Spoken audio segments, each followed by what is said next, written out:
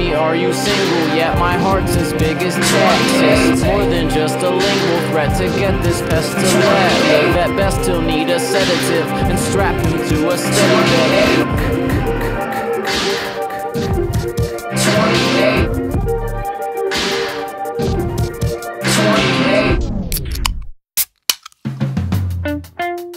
Want a beer? Hook it up! Hey. Hook me up! Beer? Free beer! Yeah! Free beer! Free beer! Free beer! Free beer! Free beer! Beer! Beer! Beer! Beer! Beer! Beer! Beer! Beer! Beer! Beer! Beer! Beer! Beer! Beer! Beer!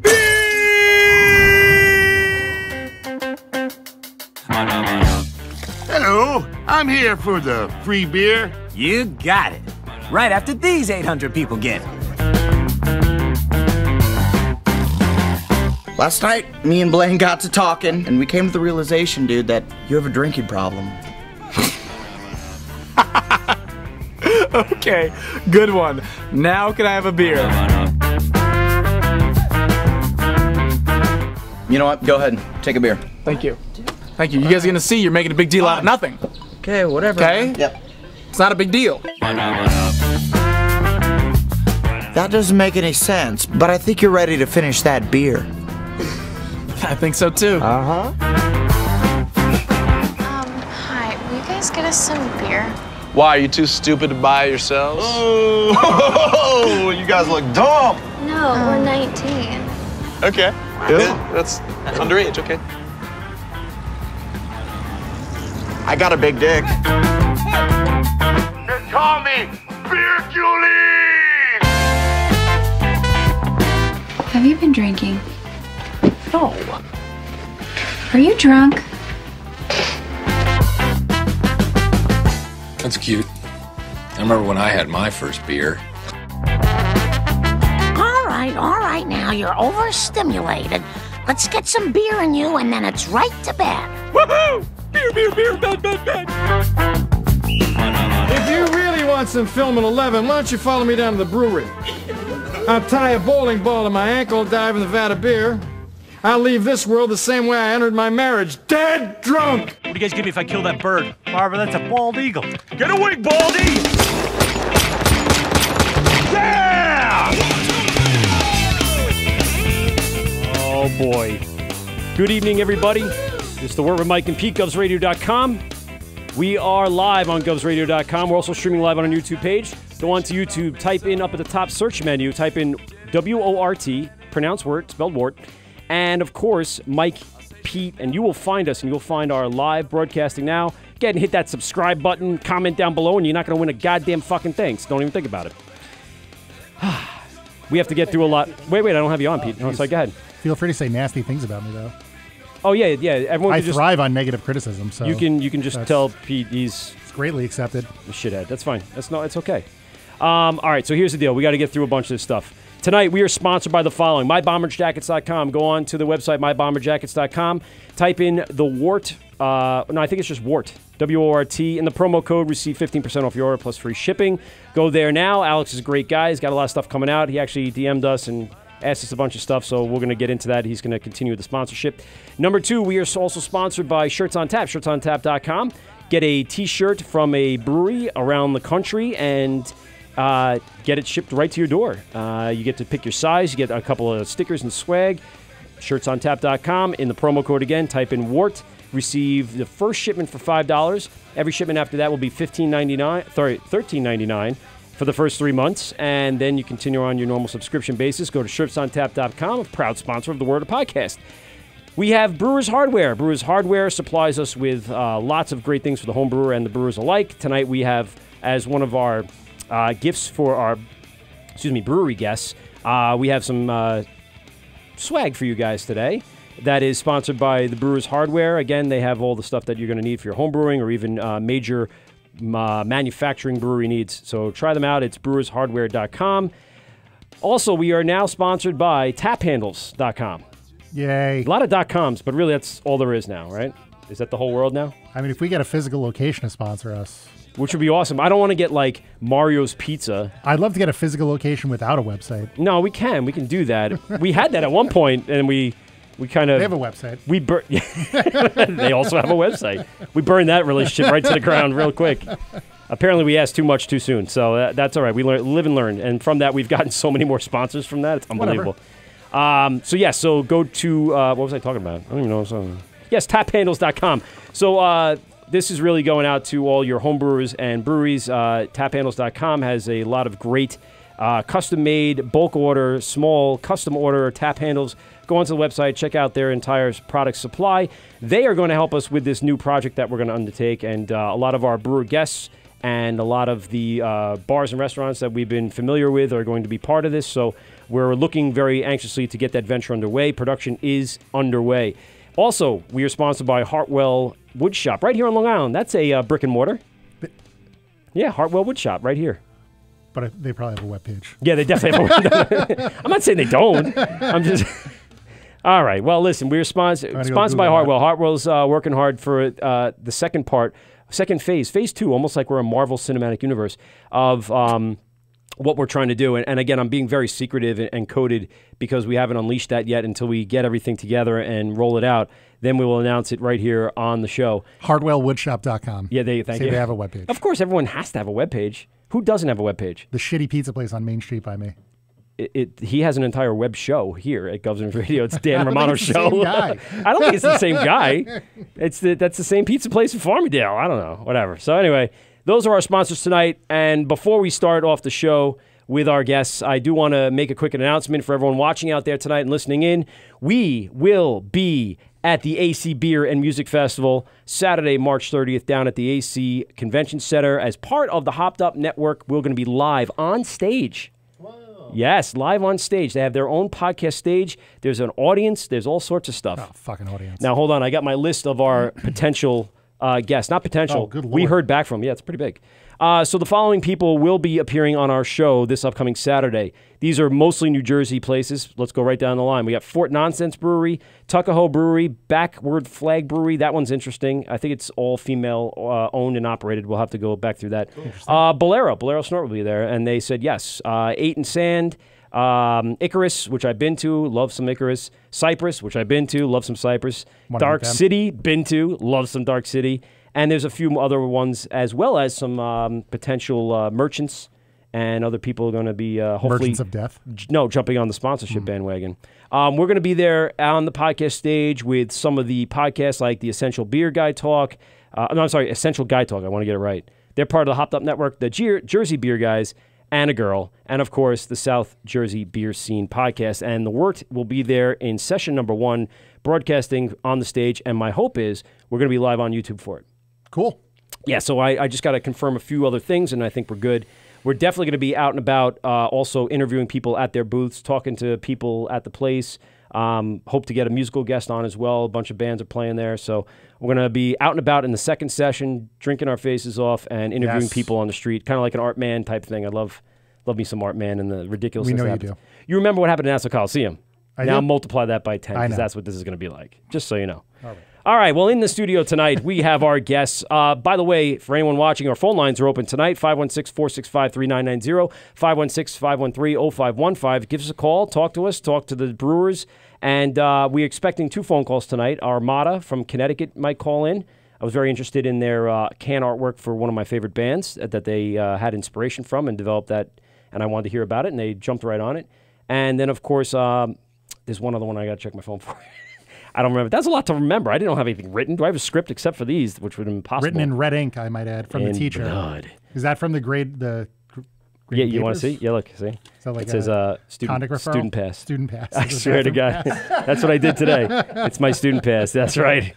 I got my student pass right in there. All right, so in the studio today, and someone whose name far exceeds my own vocabulary, from the hit PBS show Brewed in New York, we have Matt Archambault. Whoa, you nailed it. Mart Archambault. Like, I love you, but Archambault. Emphasis on the ham. Archambault. Yeah. Listen, I apologize. You called into the show a few weeks ago, and thank you very much for calling in. And I couldn't pronounce the name. I said, what did I say initially? Archambault. I didn't say that like that. No, I said Archambault, I think, or something like that. I've heard every permutation of that name. Yeah. I'm sorry. That's got to be a rough one. I don't blame anyone. It's a weird one. Yeah. I think of Rochambeau. Ooh. Yep. I've heard it before. And in the studio, names that I hope I can pronounce because, no offense, they're very easy. So we have Bobby and Sam from PoBoy Brewing in the house. Hello. Woo woo, Port Jeff's own. And we're going to start off with you guys. I know we're not drinking your beer right now because I needed to have a beer in front of me. So first of all, cheers, everybody. Thank you very much for coming in, making the trek, and getting the flat tires and all that other good stuff that we You don't know how hard this show. was. You poured this about 5 minutes ago. Oh, yeah? You could have just started. They didn't have to wait for me. I would have went for refills. I can't drink and talk through that opening as much as I want to. I cannot. I've been going for it the whole time already. I finished half of mine during I was going to say, you have one back there already. Did you already re-pour? No. Oh, all right. No, that's fine. No worries. So let's talk to you guys, Bobby and Sam, or Bob and Sam. Talk to us about the brewery. So you've been around for a little bit. We've seen the name around, and to no offense by saying this, but it's not like the highlight name that comes out when you think about Long Island breweries. But you've been able to really set roots and establish yourselves up in Port Jeff, even with Port Jeff Brewery being right there. And I'm sure Mike and them have been really great to you. Tell us a little bit about how you got started up there and where'd this come from and how long ago and all this has been going on. Well, I started home brewing, I guess now 9 years ago. Yeah, it's been a while. It was something that I picked up just as a hobby. I've been in healthcare for 25 years. Excuse me. Are you still doing it? I am. Nice. So this is only like a part-time thing then, right? Well, retirement project? Three quarters project? Well, I was doing both full-time, and about a year ago, I went down to part-time in healthcare because the brewery needed more attention, and we were doing very well. Good. And thus far, the community has supported us very well, and we're very appreciative of it. I know. Well, that's why we have beer, always. Yeah. Well, nevertheless, I started home brewing because I went to John Harvard's when it used to be open. Oh, yeah. And I enjoyed it. It was a nice place. Over in Comac, right? I would go there for the pumpkin. Over in Lake Grove, yeah. Okay. Yeah. Lake Grove. By Smith Haven Mall. That's correct. Yeah. It's now where I think the new Chipotle. I like Chipotle equally. Yeah. So it's a fair trade-off. No, I like their beer better, I think. I can always get Chipotle somewhere else. And I met a homebrew club there, and I met the president at the time, and he said, which club was it? Beer. Brewers East End Revival. Oh, the East End Revival, Yep. okay. Because there's a couple. Some malt enthusiasts, and then you got the LIBM. BME. BME, yeah, BME. BME. And I belong to all of them, Nice. even to this day. And then, the president said, why don't you come down? I'm going to be brewing this weekend. We have a few people coming over. And I saw it, and I said, that's very easy to do. I've been cooking since I was a kid, and I always played with ingredients. And I said, hey, why not? And then I became a certified beer judge. Good. And then I started entering competitions, some of the biggest in the world. I competed for 4 years, and for the last 3 straight years, I won the most competitions on Long Island. Some people say it was the most in the state during that time. I've never confirmed that because there's other things that, I have to worry about. They weren't keeping records back then when beer wasn't as popular. They're like, oh yeah, it's cute that you're doing this craft thing. That's great. Yeah. But now they're keeping track and they're posting awards and they're holding you to it. So. Yeah, and it was I did it because I wanted to produce a product that I could fool people with. What I mean by that, I was gonna say, describe that.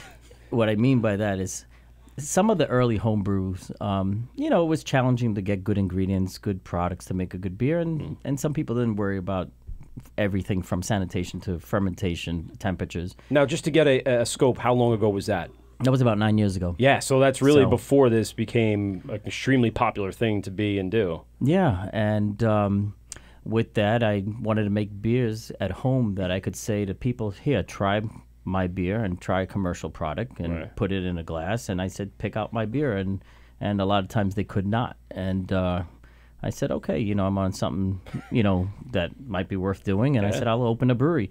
And I could tell you that opening a brewery was much harder than receiving my doctorates in nursing practice. Jesus. So it's been a challenge. So kids, if you're looking to start a brewery, Don't. better off becoming a doctor. Go to school. Go to school first. Go to school. If you decide that beer is where you want to go, at least you have the degree to fall back on if your beer ingredients suck. But yours does not. So you've been, kind of gaining a lot of ground in the last 5 years, let's say. People have been really talking about you. I've seen you at festivals. So what has changed since that 9 years ago when you started? I think from the very beginning, when I started making beer, I was always a purist of how to make, what I wanted to make. I wanted to make a beer that if I was going to make a German Pilsner, let's use for example, I wanted to make a German Pilsner.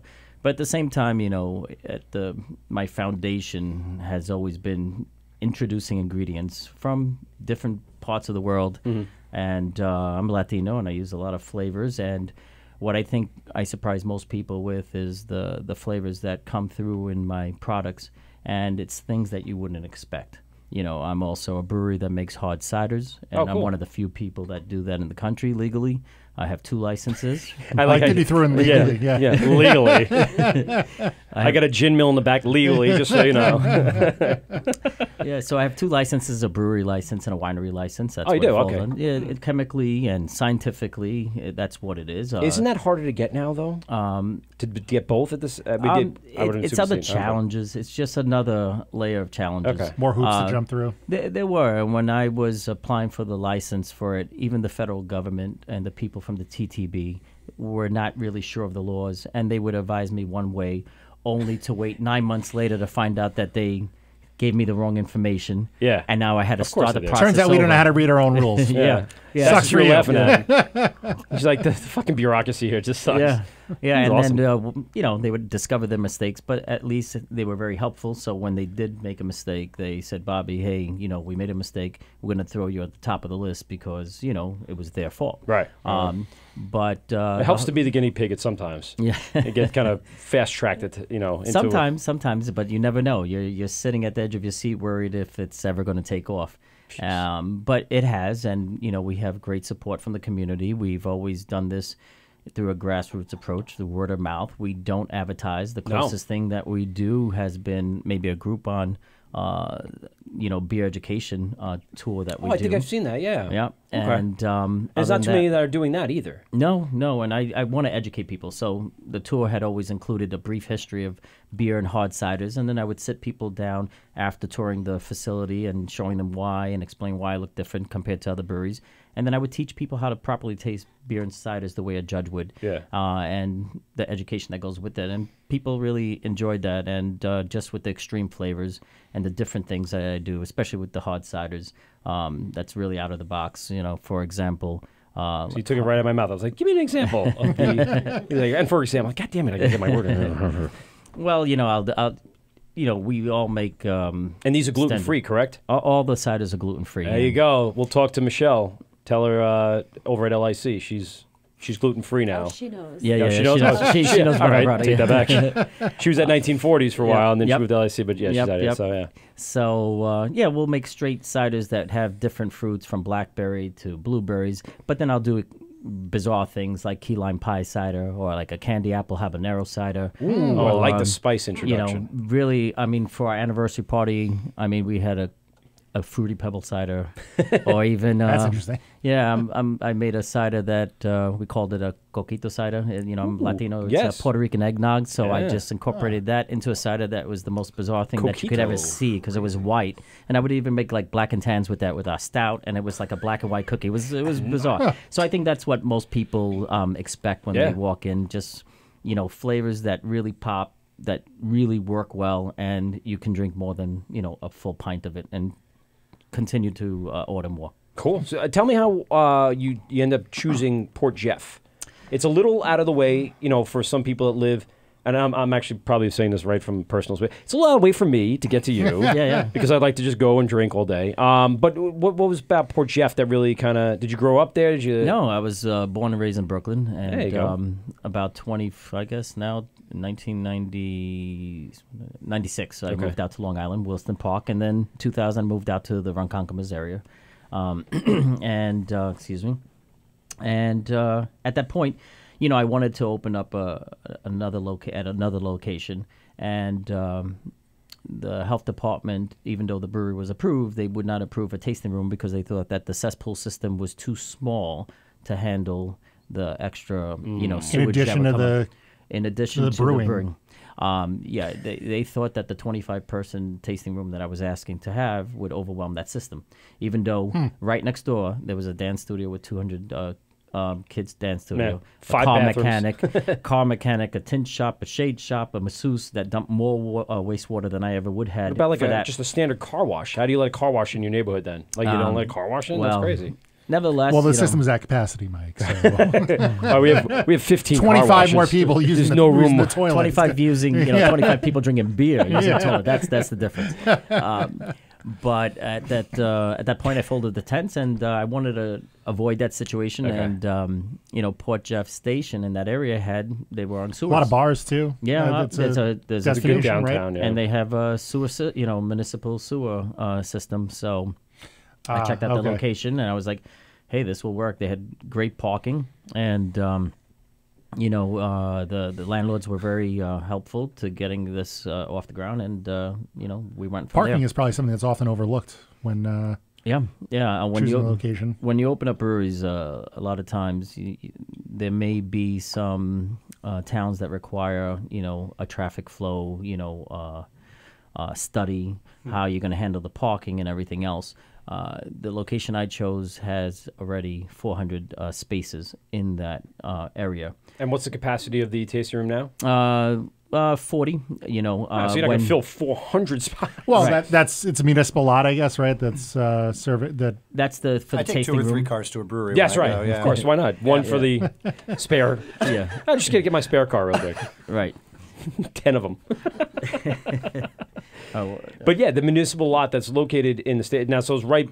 It's not even a municipal lot. It's part of the train station? No, it's actually part of the space that the landlords own. Ah. See, Really? the buildings that I'm in was actually buildings that were built back in 1920. It was the only Long Island car manufacturer that existed, and it only lasted for about 3.5 years. So these buildings are made like tanks. They're brick walls, concrete ceilings, and back then they even made a sewer system for these brilliant. buildings, and they had all the space.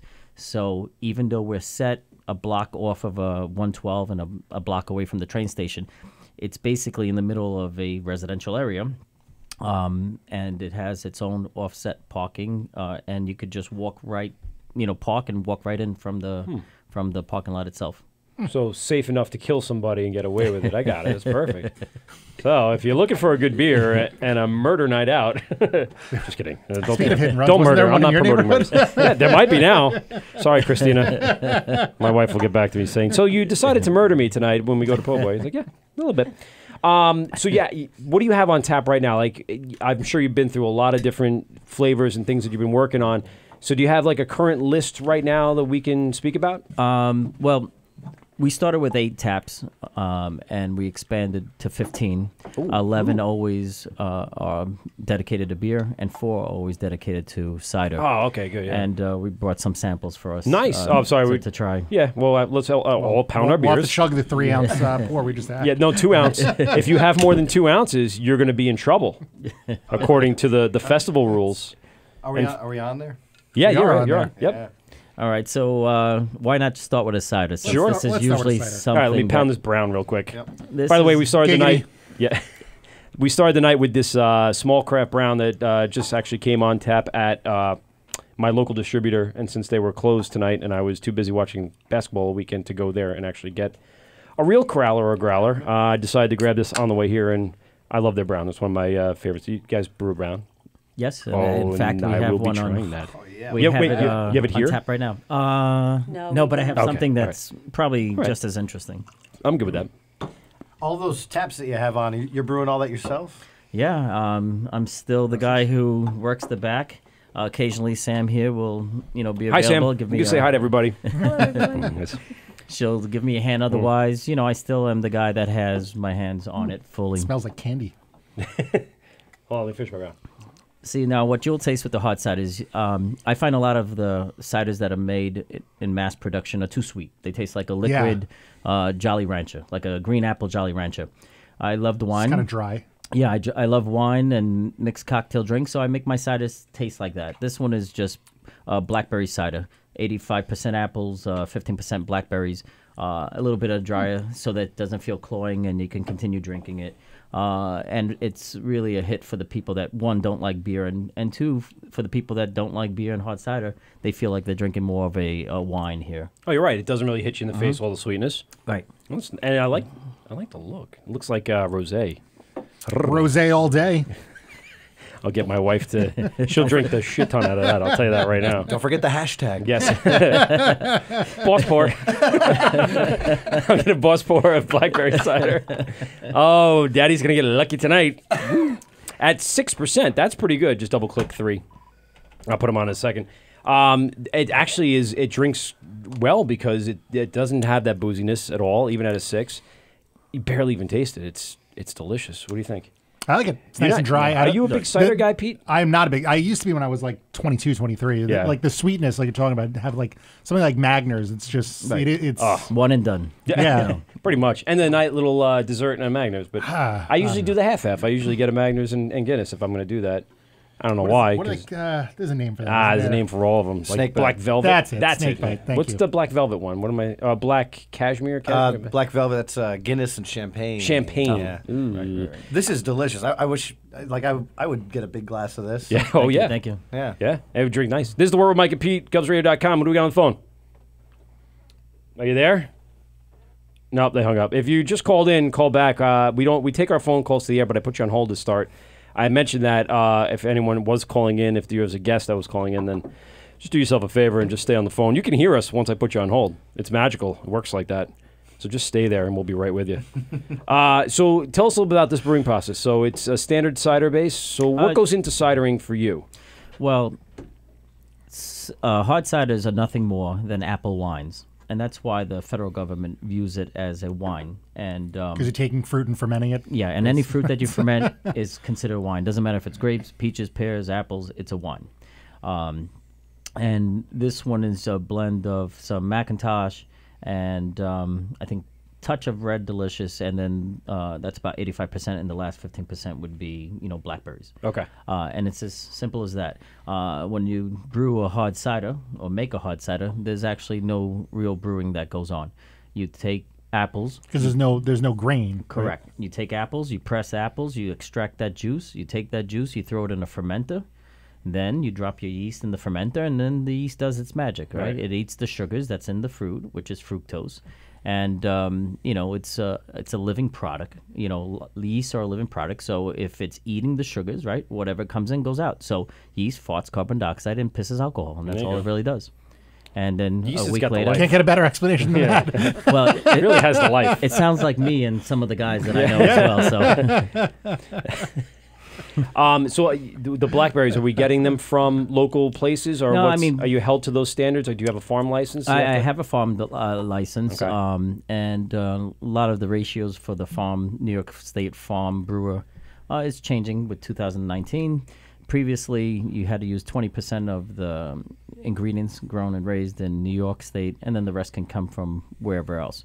2019, that ratio has been increased to 60%, and in another few years, they're looking that farm brewers use 90% of all products from New York State, which makes it very challenging. Yeah. And how many people do you think that have? Because we talked to a lot of brewers that opened up under that farm brewer's license, and it's great because it's spurred growth. But how many of them you think are going to drop out of that well, license? I'm one of those people, believe it or not, because when it comes to the ciders itself, to make hard cider, we have a ton of apples in New York State. That's great. But to actually get the apple juice from the apple orchards that are here in New York, it's costly. Yeah. And well, everything in New York costs more. I mean, you go where would be the cheaper place to find apples? Washington, West Coast, maybe? Washington, you could get it from South America, the juice or whatever, and I mean, you're talking about half the cost. So when you start looking, and they'll press it for you and send it up in drums and plastic bags and stuff like that. Huh?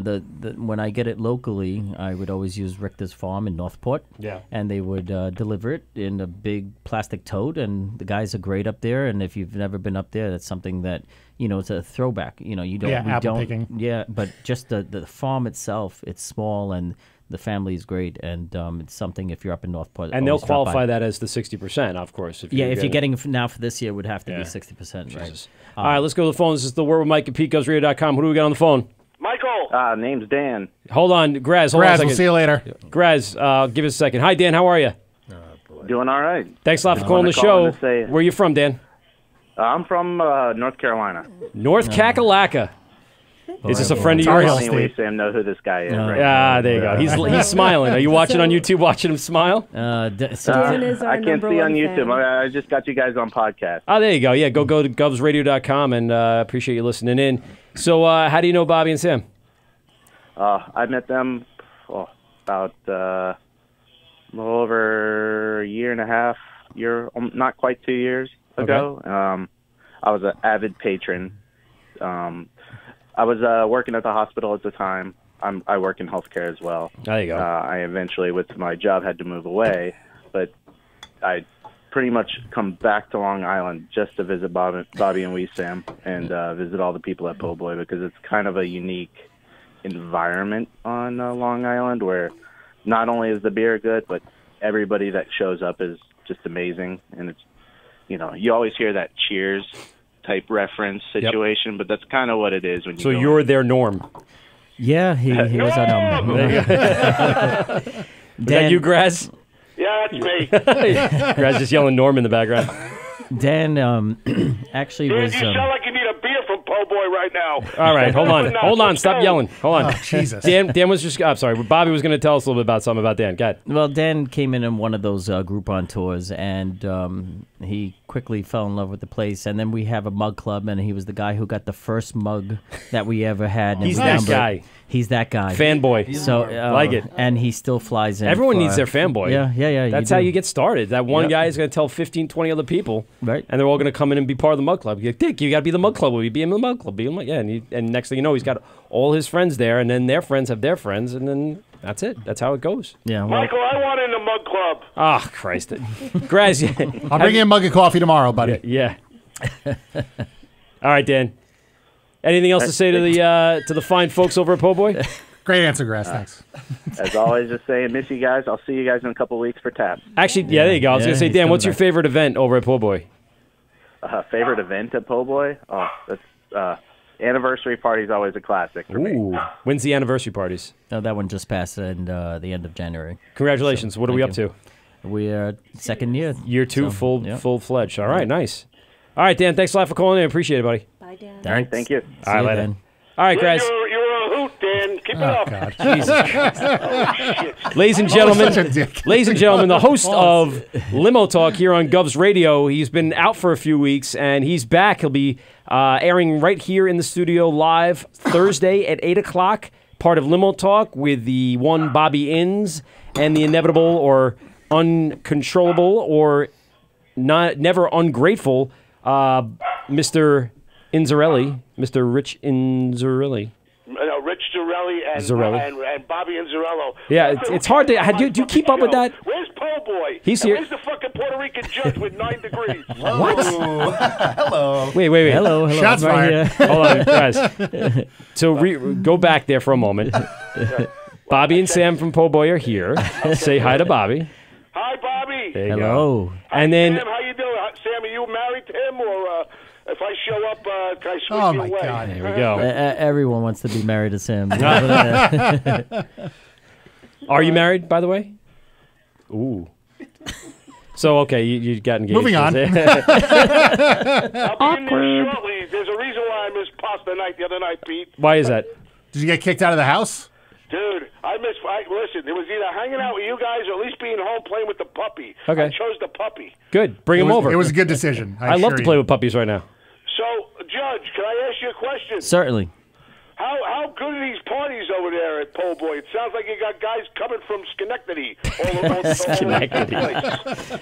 We welcome all. And so long as they have a good disposition, a valid ID, cash in their wallet. Michael, I'm a good person. No, you are. No one said you weren't. Who said that? But do you drink beer? Russo coming in Thursday night? I don't know. I don't know where Mad Dog's been. He's been up on that farm up at the top of the Taconic, as far as I knew. He took that helicopter ride back up there, and he was getting kind of annoyed that he had to redo the ice rink over and over and over again. I know. Hey, Pete, I must tell you, I was listening to you before. You're as brilliant as ever. You're still the talent on the show. I just want you to know. You're a sweetheart, Graz. I know. Wait, what just happened? Hey, whoa. Whoa. Oh, brilliant one. Do you have an extra beer for me if I show up? For, We got plenty of beers for everybody. Yes. I told you, I saved you a couple beers from 1940s. And you can drink. Because you're fucking Charlie's adopted son all of a sudden. Well, what time you think of coming down? Because we're just starting to get moving here, so you don't want to wait too long. Oh, no. Well, I got to be in the city at 11. I figure I'll have a buzz by 10:05. Fair enough. I'll be there around 9:30. All right, that's fine. We'll hold you one back. How about that? Should I bring peanuts or anything? No one wants to eat on air.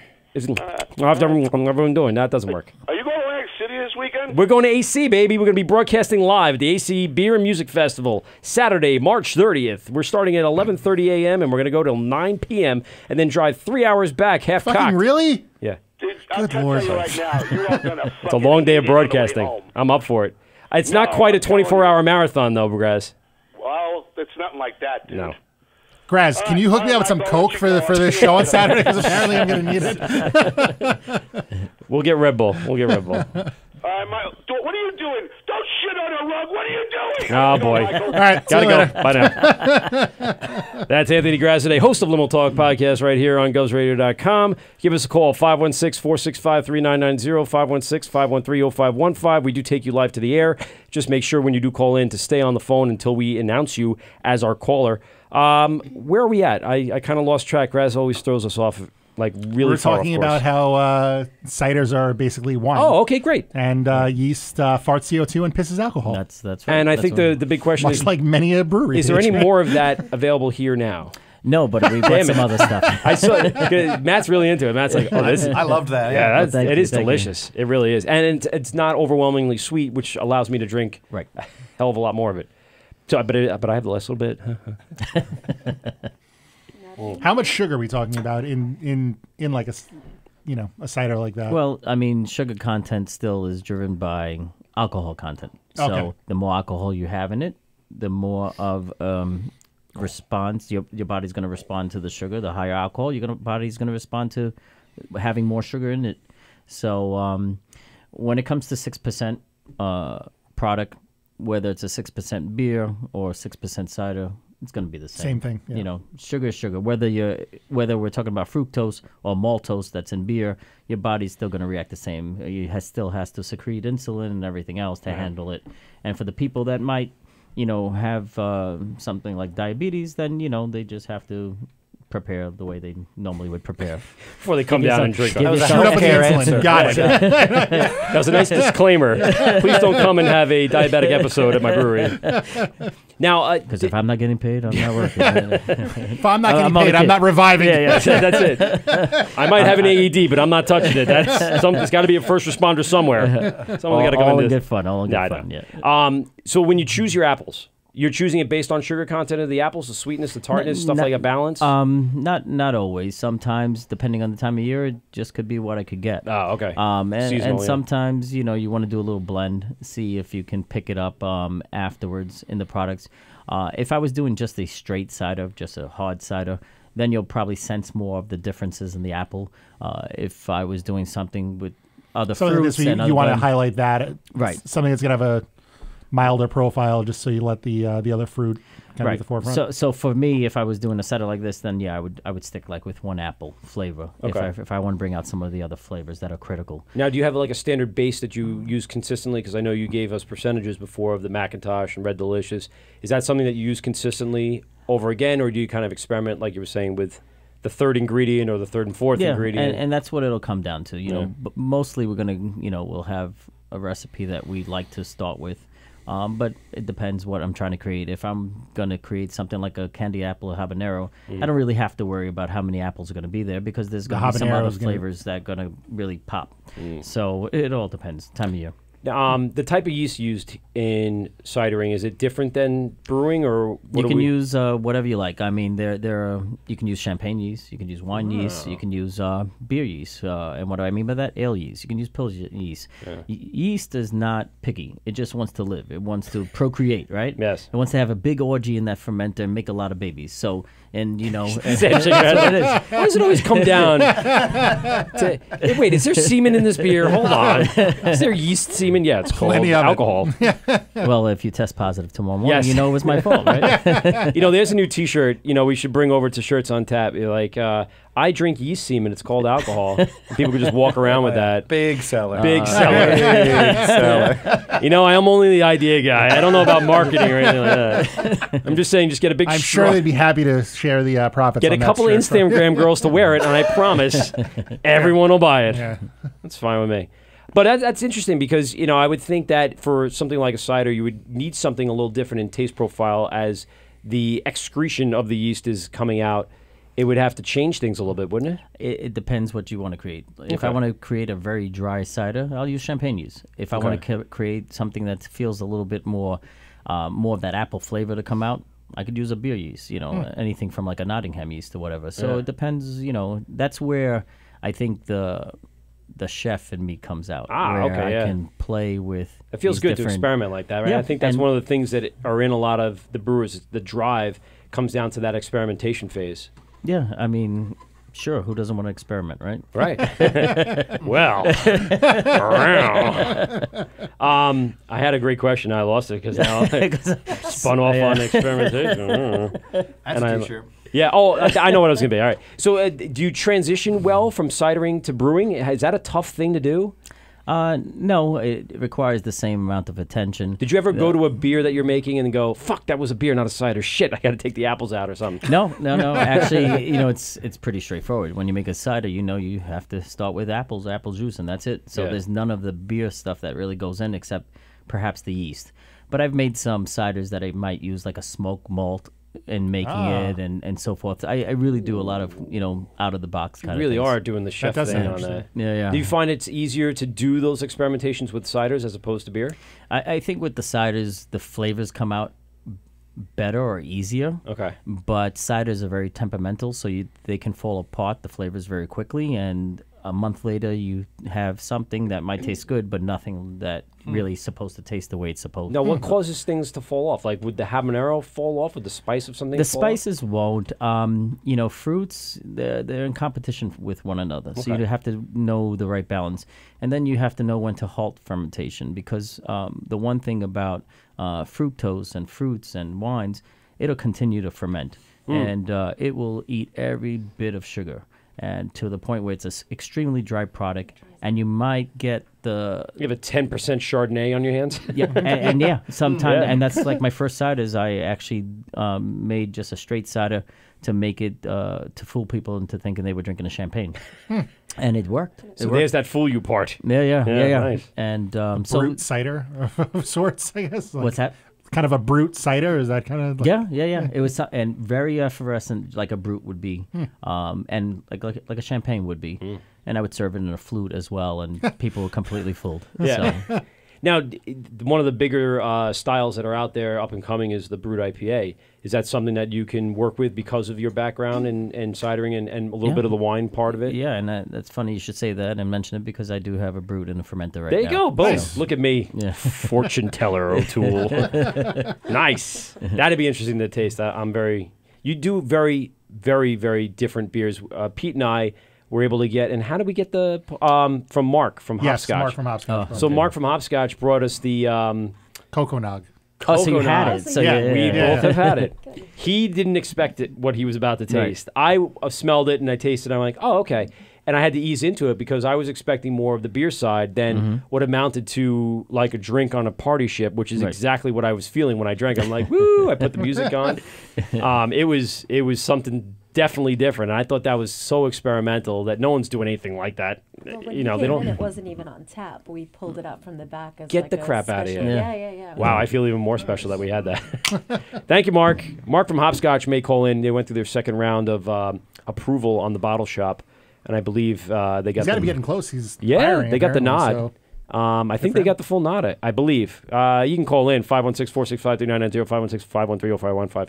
If you didn't write that down, you suck. It's also on our YouTube page right at the bottom, so go ahead and go on our YouTube page and check out the thing. So that was a very interesting beer. Or do you even call it a beer? No, it's a hot cider. It was a cider. Oh, So okay. that's why we were both like, this is different. So tell us about that, because we had that and we were like flabbergasted what we were having. That's different. We're talking about the coconut. Coconut. Well, I'm of Puerto Rican descent, and during the holidays we have what we call a Puerto Rican eggnog. Instead of like made just with eggs and cream, we make an eggnog that is made with coconut cream and milk and rum, and the eggs would be there as well. Right. So it's very kind of like a pina colada eggnog, kind of. correct, but creamier. Yeah. and with a lot more coconut. Now, were there And- eggs in that? And that one, no. So Okay. that one, you also, when you make a coquito, you would also use heavy cream. That one did not have heavy cream as well. And those are the little secrets that I keep from cooking for years at home. See that? People are watching. Yeah, They yeah. have it. No dairy in the thing? No dairy. Okay. So Dude, you would never know it. Was it It's- drinking as light as a cider? No, it it's a looked little like heavier. eggnog. Yeah. Yeah. And it wasn't thick. I mean, the head was nice and thick, but Yeah. but the beer itself was, thin like a cider. So yeah, he's going to pull up a picture. Well, yeah, it was a cider. Yeah. All right, well, while he's checking that on the phone, this is the Word with Mike and Pete. Who's on the phone? Excuse me? This is the Word with Mike and Pete. Who do we got? At number 50. Number 50. Oh, that's another mugger. It's a number. mugger. Mug number 50. Mug number 50. we How call are you doing, muggers. sir? Good, yourself. Very good. Where are you calling from? Selden, New York. Selden. We got Sammy from Selden, Mug Club number 50. How are you? Very good. All right, you got Bobby and Sam in the studio tonight. They're closed on Monday nights, but It's tough when your local breweries close on a Monday and a Tuesday, right? he's got to plan ahead and take them a couple of hours. Well, that's it. If you got a couple of growlers to go, then you can kind of get your fix as you go through these early days of the week. How you faring tonight? You got something to drink tonight? I'm working on a Guinness. There you go. Well, leftovers from St. Patrick's Day, huh? Speaking of which, we're pouring a stout now. Do we have a stout? Is that what we have here? I'm guessing. I don't know. It's very dark. We'll get Bobby's input on this. So, Mug Club number 50 member, we got something for Bobby here. It's very dark, and Bobby's going to tell us a little bit about this. Well, what I'm sharing now is a coffee porter that we released a couple of weeks ago. It's it's called Port Javison. Javison. It's a porter. I think it was like 5.6%, but something that you could easily drink in the morning with your breakfast. Which I will. I really got to jump on this beer for breakfast bandwagon. Yeah. So So you do a boss pour with ham and eggs. Nice. Bacon, eggs, and beer. So what would be the difference between brewing a coffee porter versus brewing a coffee stout? Well, the porter is a completely different beer style than from the stout. Stouts are going to be heavier as far as the roasted flavors. Right. Alcohol content could be higher, but not necessarily, depending on the style that you make. Porters will fall in between, let's say, a brown, American brown, Love 'em. and a stout, which Right. is very hard to do because if you put too much roasted malt, it becomes a stout. If you put too little, then it becomes a brown. Okay. So to dial it into that style it can be very tricky. Yeah, to keep it thin enough to be a porter, but just roasty enough to keep it away from being a stout as well. Correct. Huh. Correct. So tell us a little bit about this. Are you using local coffee, or what are we doing? No, this one, this one was nothing more than a commercial big D&D. You know the big D&D? Folgers? Use Dunkin' Folgers? Donuts. Yeah. Dunkin' Donuts. I didn't know if we could say. Oh, no, you names, can so say Dunkin'. I don't think Dunkin' Donuts is listening. So Dungeons and Dragons. I don't think they would mind. Hey, Mug Club number 50, you don't work for Dunkin' Donuts, do you? I do not. Okay, good. So we're good. All right, so D&D. So we're using their original blend. Original blend. Yeah, that's a good one. Yeah. I got a couple of K-pods like that at the K-cups. Sure. At home from that. Well, then you can't use that then in your advertisement. No, unless I contacted them, and I'm sure they would not mind. Yeah. Maybe you get a few I don't know. hundred pounds of. Harpoon did a the a Dunkin' Dunkin' Donuts. Yeah, but Harpoon's stout or something. Harpoon. Well, they're huge. I know. Yeah. I'm nothing but a poor boy. Yeah, see? And that's where it comes from, I would imagine. I was going to ask where that that's another story. stems from. Well, we'll get back to that. But I mean, like even Alex from my Bomber Jackets is doing the Dunkin' Donut playoff, and he is just waiting to get sued by I someone. know. Everything he does is an exact replica of the actual UPS, brand. the Postal Service. But he just changes 1 or 2 letters to make it work for drinking. Kraft. Someone is suing Kraft him. mac and cheese. Yeah. He's got them all. But yeah, I would imagine that's something you don't want to really tread into is have, you know. It's just coffee porter. That's how it's That's advertised, it. and then that's it. Mug Club number 50. Have you had the coffee porter before?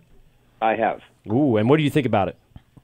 It's actually one of my favorites on his wall right now. There you go. It's on the tap right now, right? Yeah, that's correct. That's awesome. So Mug Club number 50, Sammy from Selden. Ron from Selden. It's not as fun with Where Ron. did we get Sam? Hi, Ron. I've been called worse. So when you go to the establishment, what's your first go-to? I know we just talked about the porter, but what would be your favorite all-time beer at a po' boy? If one is not there unless it's a special event, and I would just have to say it's his peanut butter and jelly stout. Ooh. With fluff? Ooh, do you have it with fluff? Yeah, that was the I last did have one we with did. fluff. I like yeah. the peanut butter and jelly one better though. Ah. Tell us a little bit about that. So is I am a peanut butter fan. raspberries and peanut butter powder and things like that? Correct. And if you have a peanut allergy, stay away from it. Yeah. That's all I'm saying. I mean, it literally says peanut butter on there, so you got to be a dumbass that's allergic to it to start. Did somebody have a problem with it? But we've all known somebody like that, right? Yeah, it's inevitable eventually that one day someone's going to come in like, I want the peanut butter, but I'm allergic. Is there peanut butter in there? No, you dumbass. Do me a favor, take this to go. Goodbye. You get that in the tap room all the time. People go, yeah, so I don't like beer. What do you recommend? And I'm like, we have cider. We have Taking a walk down It's a somewhere else. brewery. I want to have beer. Chipotle's down the block. They sell kombucha. You can have some of that. Do they? I don't know. Oh, all right. They have Dos Equis. Dos Equis. So Ron from Selden, it's not as good. How often do you head over to Brewery? Is it within 5 minutes, 10 minutes, 40 minutes? What do you got? It's about 10 minutes from here. No, it's not bad. Not from well, it's not here. I try We're here. to get there every week, but I think it works out to be every other week. All right. And you stock up. You take some cans to go, a couple growlers. Occasionally. Yeah. Yeah. Well, now you got to do more. Come on. I usually rather just stop in and see him. Nice. Oh, that's very nice. If I take it home, I'm drinking the same thing over again. When I go there, I get to pick out what's new on the wall. Well, that's it. I mean, that's the big reason why you go to the tap rooms is because those boards are changing very, very frequently. You go down to the beer distributor, and it's like, I've had that, I've had that, I've had that, I've had that. But then when you go to the, you get the special releases, the one-off stuff like Cask that might be on, draft right there, and then it's something special and something to be said for a brewery and being there and having the experience, being around other people too. You get out a lot, Ron? My usual stop is there. All right. Well, you make a lot of friends there? Yes, it's very easy to talk with a lot of different people there. That's good. You see, Ron and with the first caller, Dan, they're known as the bookends because we only have 50 mugs. Oh, wow. Get the fuck out of here. So I like to call them Alpha and Omega as well. Nice. And what we try to do The yin is, and the yang. That's right. Well, Once again, Ron, are you the yang? Yeah, Ron. Whatever. But I see where this is going. Let me be nice. But we also try to include all the customers, the muggers, into doing something for the brewery. So Ron is actually somebody who's made mugs for us, printing, silk printing, or he's done things like that for us for the anniversary parties. Whereas Dan is just our norm. You know what I mean? The current mugs that we have is made by a local artist who's a teacher. Very nice. And we have, Sam's idea to make a naming council, some of the names that we use for our products these days. For the beer and cider names. Cool idea. We get a lot of people That's involved. a great way to involve the customers. And it's How many of those have you come across this is so inappropriate, we can never use it, but we almost have to because we always use the most inappropriate things that we have. What's the most, Well, do me a favor, call Scott from Long Island. He's got a name that you might want to think twice about. It's a running joke that goes to shows. Yeah, it's something that's very inappropriate. We've had things called blue balls. All right. We've had right now we have PB&J Nutsack is one. Ooh, I like that. Let me get a sip of that Nutsack real quick. That leaves you open for some really good one-liners to the bartender. That's brilliant. Like currently our brown ale, we call it the brown floater. Yeah. So it's just bizarre things. Yeah. I mean, initially it was flush the brown down. We didn't know how That's that would good. work. Yeah. So we That's changed good. it. And that's what the naming council did. I like it. it. I said let's flush the brown down. I got voted down, and then it just evolved to what we have now. The brown floater, and then we have a Bach that I fermented on cherries, and we call it Chewbacca's cherries. Oh, that's cool. Chewbacca's That's cherries. cool So playoff. we play with the names a lot. Yeah, and it's a great way to, like Pete said, to get everybody involved that's Yeah. coming in and wants to be part of that and feel like they were part of this naming process. And even we hang fake animal heads around the brewery. We have a Southern New Orleans theme. I was going to say, so the view of the tap room, if everyone's ever been there or looks up at it online, it looks like the Song of the South, right? I mean, if just outdoors, indoors, basically, and we'll hang these fake animal heads that they have to be North American animals. Okay. And we let the customers name the animal heads. For example, I mean, we have one. Let's see, think of one. Oh, we have a bull, and that one's called Benicio del Toro, stuff like that. Yeah. So we'll play with things like that, and it's the customers and whoever if we choose the name, then we also give them a gift certificate or something as well. Nice. Yeah. Gives that nice interaction. And one thing before we continue, because I always forget it, if you don't mind, Okay. I really want to give a shout out to Wissam Hassanan here and all the staff that works for PoBoy Brewery, because the only reason I've gotten this far is because of her and all the help that we have at the brewery. Our brewery really does welcome everyone in. We have really warm bartenders. Maybe they're not all judges. Mhm. Maybe they won't be able to tell you the exact specifics of a style, but they'll give you the kindest smile and a hug by the time you leave. So without them, I certainly wouldn't be here right now. And I'm sure you sit down with them and have a pre-shift and educate them on anything new coming out. I and- bitch a lot. Yeah. So, so. Look at her, she's rolling her eyes. She's like, this motherfucker is gonna shut the fuck up about this beer. But it's good. It does take an entire staff to help that. Right. And we brought Matt in, who's also the front of house of Fifth Hammer, and we're going to get to him in the next segment here. Matt's been just sitting in with us very nicely. Let's take a quick break because we're an hour in. And I just always like to pee break too and let everyone reset. We'll come back. We'll crack a few more beers. We'll get to Matt. This is the Wort with Mike and Pete, GovsRadio.com. We'll be right back right after this. Govs Radio. This is the Wort on Govs Radio. This is Govs Radio, and you're getting drunk with Mike and Pete on the Wort. This is the Wort with Mike and Pete, GovsRadio.com. We're live on GovsRadio.com, also streaming live on our YouTube channel. Go over to our YouTube, type in Wort, Mike, Pete, and you'll pull us right up. And in the studio, we are now joined by Anthony Grassaday. What up, buddy? Nope, you need to push the cough button. I gotta push the cough button. That's it. I gotta keep my hand on this fucking thing the whole No, time. don't let go of it. Oh, let go. So you're Oh, good. that's Hi. nice. Yes, it's good. Hi, Mike. Hi, buddy. How are you? How was Vegas? Vegas was incredible. It was 48 hours. I'm still trying to recover. Still trying to get Oh, back to dude, it was fantastic.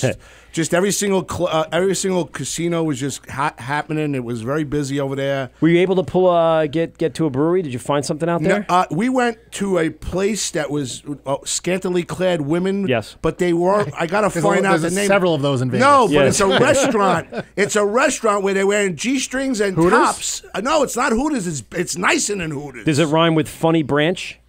I don't know. No, You got it. No, it wasn't a bunny ranch. Okay, I would be alright. divorced by now. Oh, no, you wouldn't. You'd be fine. So I highly recommend Vegas. Of course. In March. Why in March? Why? There's nobody there? No, it was a good time. The weather was nice. Okay. It was just overloaded with gamblers because of the NCAA tournament. Oh, that's true. So we went to the Westgate, which is... See, I thought you were there the week prior. I didn't realize you were there these last few days. No, I was there 2 weeks ago. But they were putting their bets in. Yeah, well, Got the tournaments were going on, like the ACC tournament. Okay, I got it. You know what I mean? So Yeah, it was a lot of fun. How about them Dookies, huh? Oh, dude, I'm telling you. Baby. Zion Looking Williamson. good. I'm hoping the Knicks get him. Knicks will not take Zion. Oh, then I'll bet you a guest spot on the Wort, or you take over limo talk one night. I'm telling you, I'm gonna win. Can we do a 1 week trade off where you do the Wort and I do limo talk? Absolutely. Oh boy. I will bet you. I would have more fun with Pete than you would have with That would be Inzarello. a Trust shit me. show. Oh my God. Me and in Pete- both ends. Me In and both Pete would ends. make sure 1940s is in here with Charlie. Give me Charlie. A little Paul. Give me Charlie. Give Give me me- Charlie, Po' Boy, Harborhead. We're fucking having a party. We'll do it 24 hours. We drunk out of our brains. Yeah, boy. Yeah, you guys wouldn't be going home. So now Speaking of Charlie, when you called in last show, dude, his eyes fucking lit up. Oh yeah, when you Dude, we're did you friends. watch it? Yes. No, I didn't watch it. I just know that Charlie happens to find the know that I am the talent. It's the word with Mike and Pete. I created the fucking show. I'm the talent here. Pete, right. when somebody in Poughkeepsie right now or in Wyoming is sitting there going, "Oh, now the show just got good." It did. Why Wyoming? Well, I don't know. Just because last time I was here, you getting people from Jersey calling in. Oh well, we're I going know to be Jersey's down. right next to Wyoming. I'm very proud of you guys. It's like hands across America. I'm It's very brilliant. proud of you guys about the AC festival. Thanks. I'm very proud Listen, of you. the credit all goes to the Hopped Up Network and the Jersey Beer Guys and a girl. They they're can the go ones. eat my ass. The Why? both of them. I put a beer in my limo. It's a limo. It's a fucking beer show. I can't get up on the Jersey Boys. You put a beer in your limo? If I put a beer in the limo, it becomes a beer show. Well, what kind of beer? Any beer. I'll put Harbor Heads. Yeah, well, I'll there put you go. PoBoy in there. No, you put Bud Light and what else? Coors you have? Light. Coors Light. Good You got word. the 64-ounce tall boys. Not 64. It's 32-ounce, but whatever. I want to get the names right. Okay. Tom. Nope, Matt. Wait. So before you start, let me introduce to you everybody. Okay. Because I know you walked in and goes, hi. All right. So this is Matt Archambault. Yes. He's the one with the TV station, right? Yes, the whole station. He So owns. why are we He not owns on all TV? of- I dressed to my nines right No, now. Look, listen, I got my listen. fucking Marvel T-shirt Let me on. get through it, and then you could you could yell at me. Your Then- wife was like sitting there going, "Oh, please kick him out now." See that noise? That was my wife. Okay, tell him to stop yelling again. All right, I will. No, I'm just kidding. It wasn't that at all. So Matt hosts is a co-host of a brewery visiting New York State. We talked to him a little bit about what. Nothing. What are you laughing at me for? Because Matt. All right, is Dick. sitting there- Matt co-hosts. Matt co-hosts a show on PBS called Brewed in New York. He travels around New York State and interviews a few different breweries in each region. Since the state is broken up in various regions, they went around and did that, and they're kind of working on a season number 2, right? We're hoping to make that happen. Yeah, Matt, you should bring the studio boys and everybody and come in here and spend a couple hours. I would love to do that. With Trust limo me. talk, yeah. No, not limo. I didn't say. Oh, You were what's the about to. problem? It was on the tip of your tongue. Matt. It's the limo talk episode. Yeah. Brewed Yeah. in New York. Which has nothing to do with beer except Bud Light and Coors Light. That's not fair because I buy Fair IPAs all the time now and bring them in. Yeah, Do that's I true. not do that? Wait, for no. you? All right. So last time I showed up, I went into Limo Talk 2 weeks ago, or actually 3 weeks ago. Whenever Well, you were Mad on. Dog did, and then you came in. Right. So Mad Dog came in. But anyway, he had small craft from a crowler. all right. And I ended up, I don't think many people in the studio liked it. I ended up drinking the rest of it. It was, what, 10% Yeah. stout? Yeah. Oh, I was feeling so good back there. Listen, I was sitting where he is. I have I to sitting tell there you, for his show. PoBoy, we'll get to you in a second. Hold on, I haven't Louis finished introducing and Matt. It's Louis and Sam. I know Sam. Louis. Nope. It's not Louis. Frankie. Bobby. Bobby. Yes, it's one of those. Hi, Bob. Pick one. Bobby. Think about Bobby You Inns, guys Bob. open? You guys open, right? Wednesday through Sundays. Nice. Yes, their 2-year anniversary just came up in January. That's great. Congratulations. Thank you. You got a 40 man tasting room? I thought you were going to say roster. And, you have a 40-man women. roster? And Yeah. women. They actually let women in too. Oh yeah. It's crazy. It's Crazy not how- like Augusta National or anything. Hashtag me too Now now. where are you? Where are you located? We're at Port Jeff Station, a block away from the train station. That's what I said. I fucking love. hate Port I would love to come more often, but it's Oh, so you, fucking is far away. that the town you have? My ex-wife. That's it, yep. I don't want to go in there. We fucking remembered hop. that from- We don't want nothing to do with Port Jeff. The check gets there. Nothing else gets there. No, don't worry, we have a couch back there if you want to stay overnight. Oh really? Ooh. I might take you up on that. Yeah, offer. oh, I yeah, might- see what you I did? Might drop All right. off I might drop Famous off a last check. words, Bobby. He loves Port Come Jeff. hang out with you. Sam's rolling her eyes now. Yeah, What the hell she's did like, you that's my cot. Didn't roll my eyes. It's like I'm gonna have to take the sheets home and wash them now. Yeah, oh, you will. Yeah, you definitely will. As loud as he is an extremely lovable guy. So he'll provide nothing but positivity to wherever he goes. Pete, you know But what? you're a great guy. You're wonderful at what you do. Let me finish up with Matt for a second. Sure. Listen, Matt also is basically the entire face when you walk into Fifth Hammer Brewing Company. Yes, he is the face of Fifth Hammer. If you go visit Fifth Hammer, it's in LIC. Yeah. Yeah, so Oh, it's dude. in LIC. I have my office. Okay, my office is in Long Island City for 25 years. I'm on off of Steinway Street, 39th Avenue. I'm the car service behind the strip joint, Gallagher's 2000. Oh yeah, sure. On the other side. I actually know exactly where it is now. I forgot It's about funny it. because we go out to lunch over there. You guys don't serve lunch. There's no food at your place, No, right? we do rotating food trucks. Oh yeah, you got trucks, right? But that's mostly the weekends. No, we're doing 5 days a week, and soon it'll be 7. Really? Yeah. What time does the food truck get there? Varying times, but we're generally open at night, and then all day and night on the weekends. No, nothing during the day, right? Because we're a bunch of businessmen looking to get. We used to go to Daisy's and Monducati's. Now I'm on to get them to breweries now. Yeah, not a lunch spot yet. No. Nah. All right, when I come in, we'll have a drink. Oh, this Please. summer when it gets nice, I'm sure you guys will On have your a way little- back from Atlantic City. Stop by in Queens for the It's night. going to be late. These I'm two are talking gonna like be 1 a.m. fucking- they're going to be two dum-dums. I'm hoping one of us is good enough to drive. Come on, My just car somewhere. crash in Queens and come by the next day. I Come could for Sunday He could. morning. I could have stayed down there. Yeah. I had no problem staying down there. No, I it's understand Pete probably couldn't Oh, do you that. are so whipped. We got to set you guys. We have a garage door that opens. We can set you guys up right in the front. You can do a live podcast right from there. Well, we'll be doing that, just not on the night of the AC Beeriest. The hardest the night. hardest night of my life, probably in the next few days. Matt, on the corner, is there an Irish pub over? If you make a left, trying to get onto the Long Island Expressway, you right over there by the Irish pub. We're in. We're in 46th Avenue between Vernon and 11th. Oh, I know where you guys are. Yeah. I've drank. It's good. You got good beer there. How long have you been open? Yeah, but we are a little bit younger than PoBoy. We're About a year, right? Yeah, about a year and a half right now. Late September will be our second. I went out with my co-workers. It was fantastic. Yeah, thank All you very great much. place. Yeah. We have a Sorry, couple of PoBoy. buddies that Nick, Nicky Knuckles goes in there quite often. Nick and Maddie, they're frequenters of that, and now they're big Bridge and Tunnel people. Nice. So they've been going in there, and Yeah, it's a supporting brewery, Rich not- over there. Rich is doing not some Bridge and crazy Tunnel. stuff too. So we just cracked open a brand new beer from Fifth Hammer. Yeah. And what do we got here? This is a pretty popular beer, I would imagine. 'cause Yeah, it's this one's awesome. following the trend of everybody's love of juice bombs. So tell us a little about Have you heard about Solar this Lima. new style? It's called New England IPA. It's getting pretty popular. No, it's got some legs. I don't know if it'll ever work. It'll never work. Yeah, we actually have a huge range of styles at the brewery. We have 16 taps and always at least 10 different styles on one cider that we do not make. Oh, and well, maybe you should outsource. Hey, boy, that was a great Yeah. beer. Well, how far is your reach, by the way? A great cider, by the way. How far is your reach? Do you do a lot of local establishments? Well, we only Do you started deliver? distributing To my house? We didn't deliver do to it. Farmingdale? Well, to you I would. Yeah, to you guys I would. But we did not distribute at all until late December of 2018, and we only distribute to about 10 places because distribution's another beast. Yeah. And I still have a small system. I still have the day job and everything else, and that falls on top of us. And I'm the guy, along with Sam. We get in the car and we deliver usually later at night. So I rely on some of our bartenders to get out to like Babylon and so forth. And I've got a connection in Brooklyn that's ready to take some stuff out there. We have a place in Belmore, the Third Rail. Oh, the Third Rail, yes. Well, we I've have. heard of Well, Third can Rail. We I? haven't gotten anybody. I apologize. No. I'm sorry. So wait, no, you're good. So this is a good opportunity to talk a little bit about our venture really fast, and then we'll get back to you guys.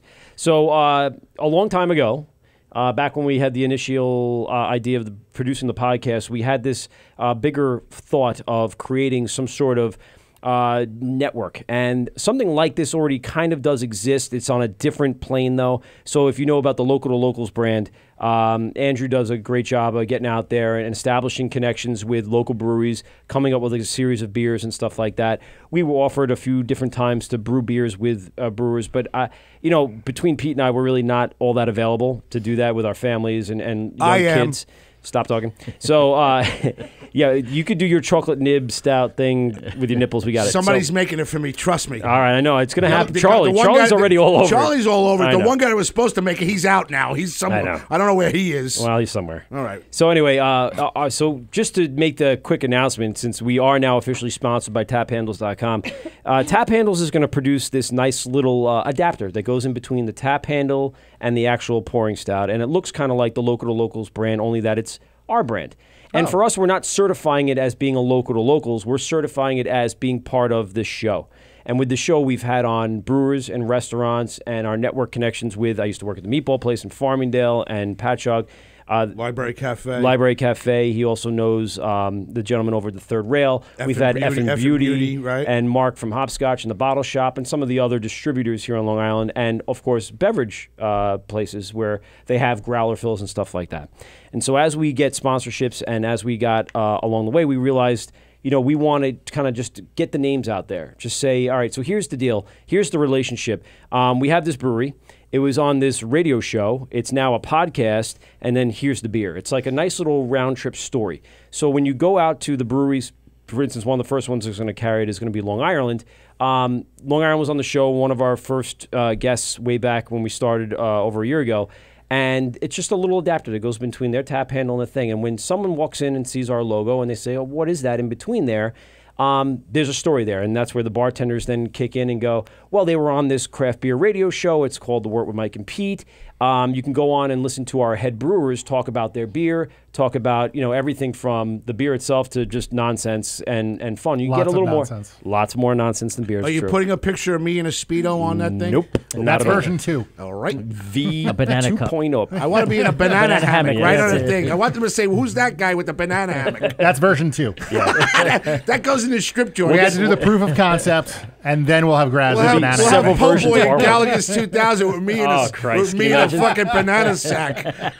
But that's where it lends in that. So now leading up into the show and during the course of the show and out at the restaurants, those adapters will be available. And to have that conversation, that talking point where they were on the show or they're going to be on the show, listen in and listen to the brewers talk about the beer that's on tap. So how do we get that for us? Right, exactly. So if we had this already in place, we'd be contacting you ahead of time. When they're made, Anthony we'll call you. That's exactly what's ready going to to hang a poster. Well, that's it. Mike, we call GothamGoldGraz.com. Yes. And the new distributor of all the beers around here, Anthony J. Grazia Day, takes all the kegs to all the bars. Well, you want to go to good. Library Cafe? PoBoy, Library Cafe. Turn your transportation business into a distribution business. How many kegs can you fit in the back of a limo? I'm telling you the right bang now, bus. He has a bang bus. I have a bang bus. There you I go. could fit about fucking 95 kegs in there. We could. It's a new revenue stream We for can you, Graz. feed 3 stadiums. I think I'm going to do it. I'm telling dude, you. it's I might show up at PoBoy one day, say, throw a couple of kegs. We're going to Belmore. We put your handle There you on go. there, a picture of me in a banana hammock. Well, that's the It's thing. a winner. It's not our handle. Matt's even thinking about it. If you were taking a bunch of kegs from breweries on Long Island and bringing them to the city, and then taking city back out here, that relationship back and forth. Although you're going to be taking empty kegs with you. but I have a transportation I mean, let's get serious about this idea, guys. That's what I do If for we're not a going to be living. practical about this idea. No, we're not. That was going to be drank immediately. But Anthony has to deliver that in a banana hammock. Yeah. Then I'm sold. What's that? A Careful keg what you wish for, Bobby.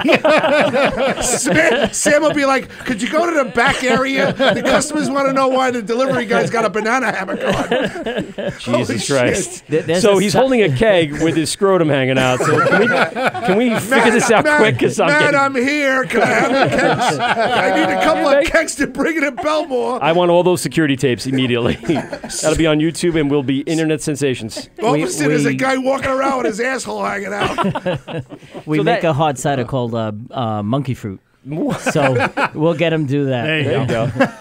Banana Now, hammock. can you do like In a banana hammock. white chocolate monkey fruit? Because it's all about the chocolate on his nips. So it's a If picture of you him. make me a chocolate white stout chocolate. cider, I swear to God, I'll come to your place every day for a month. I'll spend $1,000 there. Poor Jeff and all. I'll Poor face my Jeff, ex. who cares if That's my a- ex? I'll bring the check to my ex-wife. Who Personally, cares? as long as I can walk up there with a keg and a banana I'll hammock. sleep on Sam's couch for a week. It's a 1-month stay on the couch. Why- Matt's going to want to know why I'm in the kitchen. It's just got an impression in the mattress that looks like a sad face. It's just a sad face impression. Senor Matt, could you tell me why this gringo's lying on the floor in the kitchen?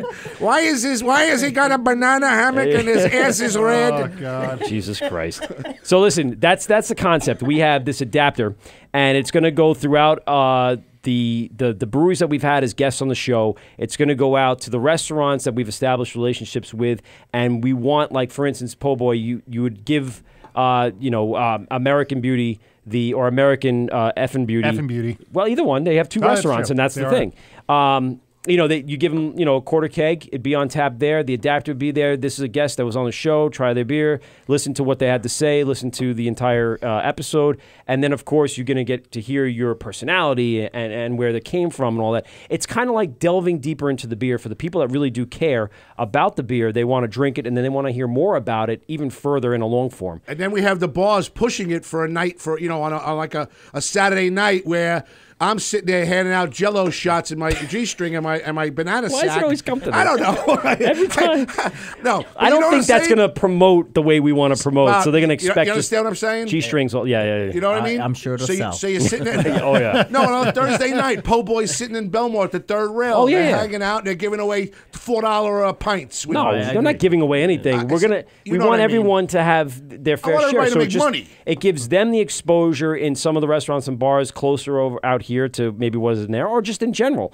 The bigger sense is to have people hear about, you know, your story and where it came from and the brewing process, and to get that in-depth look as far as possible that the show brings before the nonsense kicks in like it's doing now, and get the information. Well, I'm leaving and that way, soon. Don't worry. There's a reason the nonsense is kicked in. Well, that's true. There's beer involved, and Yeah, I'm you're sure on a 10.9. No.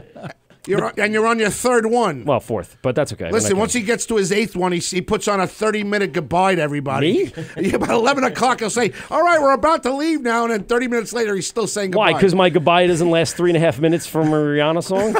Yeah, I knew you knew I was going with that. I love you. I know. So that's the concept, and I think that's gonna. We got the tap handle adapters donated. We got the first 12 donated, and we want to see where that picks up. TapHandles.com's logo is going to be on there as well to give them the exposure, so they have a horse in the race. And then it's going to be like a 3-sided as opposed to the cube that Locals has. It's going to have our logo, it's going to have Tap Handles logo, and it's going to have their logo. No, it's going to have the message. Logo, There's a message that say this brewery was a guest on the show. And that listen to, you know, govsradio.com or listen to the replays or wherever it is. Thursday nights. We've been working on, shut up. We've been working on the verbiage that's going to go there, but I think we're in final talks with that. We've gone back and forth with artwork, so it's looking good. And Hartwell Woodshop was on the same motion, but Tap Handles jumped at it immediately and got like corporate approval. Yeah, it's a brilliant idea. You guys, it's just been brilliant from and day really, one. I'm not trying to make money on anything. I just want the whole ring to go around. I want brewers to have something to, you know, show off. I want us to have the listenership and people come in and say, "Oh, I heard them on that." It's really just to give them the exposure because we're so amped up about, you know, what's going on here on Long Island and even in the city and beyond about the beer scene. That go ahead, Pete, give your standard. Oh, good Lord, no! No, come on, you got to say. I had nothing. No. Give your pet line. You have a line in the last few weeks that you've been saying that's an embarrassment of riches. Yes, that's your line. See, I always go to you for your line. It's an embarrassment of riches. I just want to walk into the breweries and get a free beer. Well, that's also nice, but I'm not really looking for that either. Like we went to Long Island and we got treated like gods, but we're not going to leave without giving everybody money. That's a strong description. No, gods. When I drink off the Bright tank, I feel like a god. That was pretty cool. Yes, it was. You drank off the Bright tank? Yes, sir. Yeah? Yes, sir. You were talking about that for a long time. And we made it happen. But they've been long, like it's taken over 1.5 years for us to get out there and to get this done. But the point is, you know, those are guys that continually we see them at the festivals and we talk to them and they're always, you know, educational about what they're doing. They always have, we bounce ideas off of them all the time about stuff we want to do with this. Will this work? Would that work? This is one of the things that we feel like it's going to work as a nice big relationship throughout Long Island. So I'm just making the announcement now that you can kind of see this coming at bars and restaurants nearby. You're going to see it in the breweries and you're going to see it at local bars and restaurants. How many taps do you have, PoBoy? 15. 15? Bobby. Well, I call him PoBoy. I like it better. Well, he did. He said you're supposed to call PoBoy because he's in Port Jeff, where I don't want to go. What's your address, PoBoy? It's 200 Wilson Street, Building E3. Instagram? You on Instagram? We're on Instagram, Facebook, a bunch of things. Twitter. I'm going to follow you. Make sure you follow me back. I'm going to follow you. We have he says it's so like threatening. I know. I'm going to follow you. You follow me back. You hear? Matt, I was born and raised in Brooklyn. Too, all right? So. Sweet. What's the name of it again? What's his the name of your place? His beer practice. Yeah, my personal is beer Oh, practice. I'm getting on there right now. And then it's Fifth Hammer. Maybe I'll send you a nudie. Do you want to? Are you going to narrate going on Instagram I and might following? send you a nudie. What's the problem? All right, do that in silence while we talk talk to the Wait, the don't boys. silence me. I got to ask you one question. Yeah, no, go ahead. You know, every once in a while, I'm going to get. I like to delve into porn every once in a while. Okay. But there seems to be a problem here because now in the last 24 hours, I've gotten like 9 requests to be friends with like 9 porn stars. Okay. And I don't understand. I And? didn't check anything like MILF.com. Pete, say or your anything, line. right? Pete? Embarrassment of riches. There it is. But if I get one of them, I don't know why you're hook, complaining it's about just that. Dude, it's unbelievable. just One- can't believe it. Why are you? Yeah. Hide your Because phone from your wife. Because if my wife goes in there and wants to Yeah, know why I'm exactly. hanging out with Judy Jumbles or whatever. You ready? I got it. Go ahead. You tell her that you set up an Instagram account for the puppy under your email address, and all these porn stars love the Cooper puppy Grass, and want to snuggle with it. You know what? I know. I agree. I know. I'm going to I get accept that. everybody now. I got 9 new followers. Pete's on getting a porn. puppy just because of that. You know what? That's why I come to the Wort with Mike and Pete. Fucking Good smartest advice. show ever. Solid advice for the Best Instagram beer show in user. the fucking world. Yeah. Well, you don't have to go that far. Jesus Christ. All right, back to you guys. So we're drinking Solar Lemur. Yeah. So we were just getting into it being like this very, very, front of house style that people are going to want. So give us a little bit about this. Yeah, when we always have like a couple kinds of IPA on tap, obviously. Out of No the way. 15 Why would you? taps. So this It was doesn't sell. 7.5% Mosaic and Motu hot blend. Just like a super good, straightforward like it. New England IPA. Yeah, it actually is Very holding up easy. pretty well for being out of the fridge for a couple hours too. It's really not even that warm. I don't mind it at all. How do you spell PoBoy? It's Po, P-O, P-O? boy.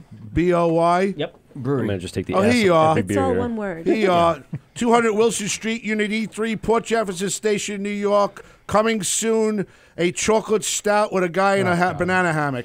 Got it. All right, we're in. All right, So I'm the following name you the guys. name on this Yeah, hit it home, guys. Make sure you get everyone know it.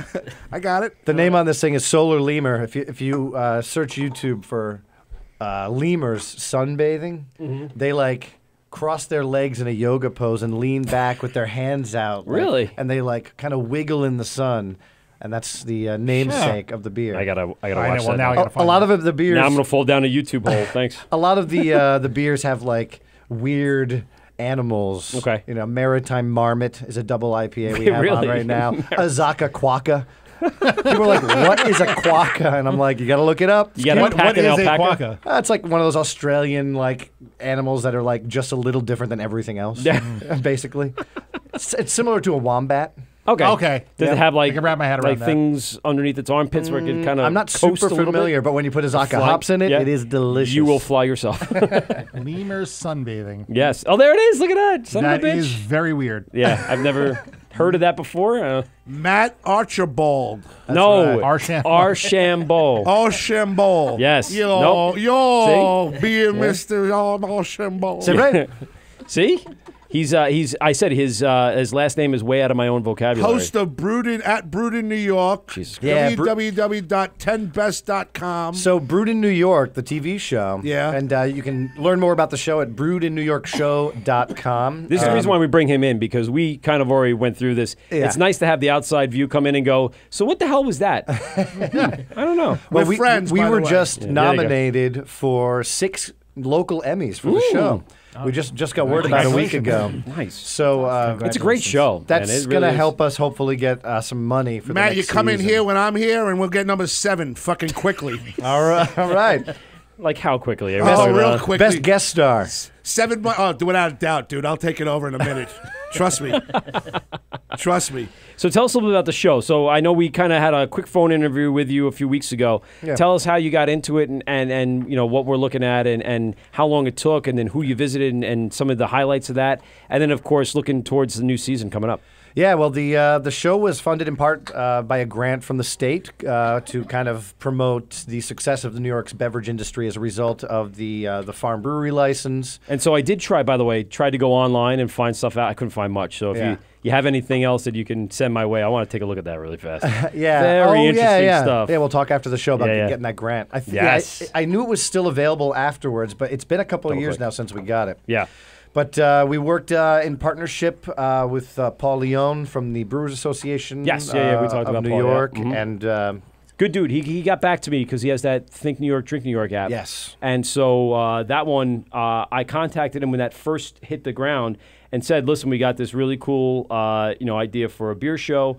And I was wondering if you wanted to have that through the app that'd be a really great idea. He goes, well, we're already working on something. That was over a year ago, and he still doesn't have anything through there just yet. Yeah. My thought is he might have been thinking towards what you guys were doing. It's possible. And how stupid would it be not to just put your episodes through an RSS feed and allow people to download them right there in the app? We're talking about putting some of those episodes online soon just so everyone can see them because they aired on PBS 13 episodes in the first season. Right. So I want to get more eyeballs on them. Yeah. And just get the word out more so we can Put it on my site, GothamGoldGraz.com. I'll put you in a section. We'll have In a you black as a video hole of the section. internet. Listen, Actually, if you go to GothamGold.com, you It's a can porn type site. in BBW. You can also buy credit cards bundled. I got about 92 dildos sent to me in the first Jesus month of my Christ. show. Listen, Fifth Hammer Brewing Company has new tap hours. Yes. Monday through Sunday. Yes. Monday, Tuesday, they're open from 4 to 10. Yeah, man, we're getting so busy there. The tap room, it's just such a fun place to I'm hang gonna out. fucking hang out there. If I get drunk, would you at least get me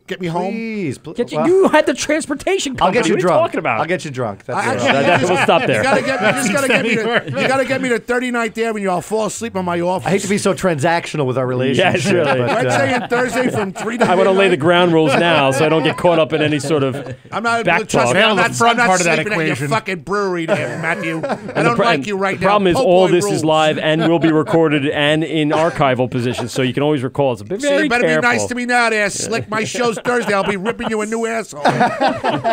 Hold Promises. on. Yes. Hey, this is the Word with Mike at PeteGovsRadio.com. Who's on the phone? Hey, this is Andrew and Thomas with Four Nonsense Brewing Company. Hey, what's going on? How are you? Good. How are you? Thanks a lot for calling in. Hey, can we just put you on hold for 2 seconds, and then I'm going to get right back to you. Andrew what's and Tom. What's your Instagram Hold label? on. Stop. Just mute him. Yeah, I'm not going to mute Graz. Give me 1 sec, boys, all right? Pete. All right, cool. Executive decision fucking shut down. No, I'm not going to put him down yet. Yet. What I wanted to ask you is, so the Brewed New York concept, that thing kind of took off on PBS, like you said. You got recognized through that. You got your Emmy nods, and so now It aired on every PBS station all over the state, which was awesome. And that's big, yeah. Yeah, we worked with the people really behind it are a production company out of Schenectady called Magic Wig, and they were really the people who got that thing off the ground. I was really lucky to have met them and was able to partner up with them, and we're all talking a lot right now about how we're going to get another season going. Yeah, and you can. There's we so had an awesome many. time, and also the first episodes we did, we were showing up to breweries, and for them, for me, for my co-host Maya, it was so new, and it took us so long. We were spending hours setting up shots, days to get a segment done, and by the end of it, we were rolling in and getting whole episodes done in less than 2 days. We got better, and the shows were even a higher quality, so we got really good at it by the end. You can almost, I mean, no, So I you would can love tell. to do it again. You can Yeah, tell by, if you look at it season 1, episode 1. Yes. You're like, oh, okay, so this is kind of like them figuring it out. Yeah, and by the last season. it's rough around the edges. But I'll tell you, I was nervous because I've been into beer in a big way for 6-7 years, and I know that's kind of young for some people in the room who have been into it for a long time. But I've been into it for about 3 months. So I was sipping on baby bottles a few months ago. So I was nervous. I know a lot of people who work in importers, distributors, breweries, a lot of beer bars. I've been front of house for a long time, and I was kind of nervous about my beer friends seeing the show and it's for the average kind of person who doesn't know a lot about beer. How did you not know that? And I'm asking questions so everyone gets to know it. And especially because it was my first time doing something like that on camera. I have an acting background, but that was a very new thing for me. Yeah. So, but people came up to me and were like, Matt, I was really nervous because I hear about these beer media projects all the time. There's a lot of people trying to do it. And we actually really dug this thing. And so the feedback has been really good. Every once in a while, I get recognized in the brewery. Really? Nice. Someone's like, hey, by the way, we really like your show. And I'm like, thank you for saying that. You're the third person ever. So that's fun. Yeah. We'll be happy to promote you. So whatever you Nice want one. to do, we'll display Hey, it. PoBoy and- had their first engagement at their place 2 days Yes, ago. we saw that. Yeah, I would actually love to come to come by anyways, but also with the show. I feel like you can do a whole season just here in Long Island. And then do a whole nother season in the city. I and feel do a like whole you nother could do a season really good where show there's out of our studio. That's the thing in New York, right? Hudson Valley. So we're sitting down trying to look at each region, right? We split it up into 12 regions, and then the 13th episode is like a tap, like a festival episode. Yeah. And we're like, how do we decide what breweries to hit? Because there's so many we wanted to hit. Yeah. And so many were super pumped to do it. But Yes. not only for the promotion, but just because it was going to be a And fun speaking thing. of festival and getting all those breweries on the phone, good. See, look at this guy. He's a professional. Dynamite segue. Dynamite segue. On the phone with us now, we have the boys from Fort Nonsense. We're going to be down there at the AC Beer Festival on Saturday, March 30th. These guys agreed to call in tonight and give us a little pre-interview before we get down there. What's going on, boys? Hey, not much. How are you guys doing? Doing well. Thanks a lot for calling the show. You guys are obviously located in New Jersey. Am I correct? Yes. Denville, New Jersey. Yes. 3118 Route 10, Denville, New Jersey. Fort Nonsense Brewing Company. We got our fact checker over in the booth. Family-run craft brewery bringing beer and nonsense to Morris County. Open Wednesday, Thursdays, and Fridays, Saturdays, and Sundays. What happened on Monday and Tuesdays? No one likes Mondays and Tuesdays. Why? Because They they're open up brewing. fucking 7 days a week. They're brewing. You open up a We have to business make for the 7 beer at days, some not point. 5. All right, now I'm going to turn him down. No, He's yelling. He's yelling at my guests. He's yelling at my guests again. I got to turn him down. No. You're right. No. But that's it, guys. I mean, most of the breweries, especially in the smaller. I mean, I'm sure you find the same thing. Mondays, Tuesdays, even Wednesdays, they need time to brew the beer that you're drinking throughout the weekend. No, you just got to recover from the weekend. Yeah, just themselves recovering. All right, FortNonsenseBrewing.com. They're not open on Mondays and Tuesdays. All right, boys. So we're here in the studio. My co-host Pete here. Say hi, Pete. I was drinking. Hi. Pete, you get to meet Pete as we come down to AC Beer Fest. We have Matt Archambault from the PBS hit show Brewed in New York. And then we have Bobby and Sam from the PoBoy Brewery over here in Port Jeff, Long Island. Say hello to everybody. Hey, how you doing, guys? A lot of names to keep track of. Yeah, sorry. See, I don't even remember you guys and the names that you told me at the beginning. So, touche. Touche. So, gentlemen, we're going down to AC Beer Fest. Is this your first beer fest at the convention center? No, this is actually our second one. We did it last year when we were only open for like 7 weeks at that point. Wow. Yeah. So Jump right into the deep end. Yeah. Start with AC. Now, did you have a lot of beer to make before that? Did you have how many did you bring down to the show? Last year we did 3. We brought down 3 different styles. This year we're bringing 4. So Okay. we're bringing our allotment. What can we? A little bit. Are you bringing a Navasink Twin Session Ale or the Benedict Amber Trader Ale? What do you think? We're bringing the Amber. We're Nice. bringing the Amber. Nice. We're bringing I our like the Porter. And then we're doing a New England IPA that we're releasing that day. Regolith New England IPA from Apogee, whatever it is. Yeah, it's going to be a different one of that series. You got a chocolate chill stout too. I'm coming to Morris County. I'm telling you. There you go. Well, I've gone through a lot of travels through New Jersey, and I try to stop off. So one of the reasons why we really jumped at the opportunity to come down there is we're very novices in regards to the New Jersey beer scene. And thanks again to the Hopped Up Network and the Jersey Beer guys for bringing us down. One of the only out-of-state podcasts that are going to be there. And we started by just contacting a bunch of people and seeing if we can get some interviews. And so a lot of the breweries that we contacted, like we talked about at the top of the show, jumped at the opportunity. And it brings, again, a new element to the New York market because New Jersey is starting to explode just like Long Island and upstate is. So tell us a little about how you fit into that market in Morris County.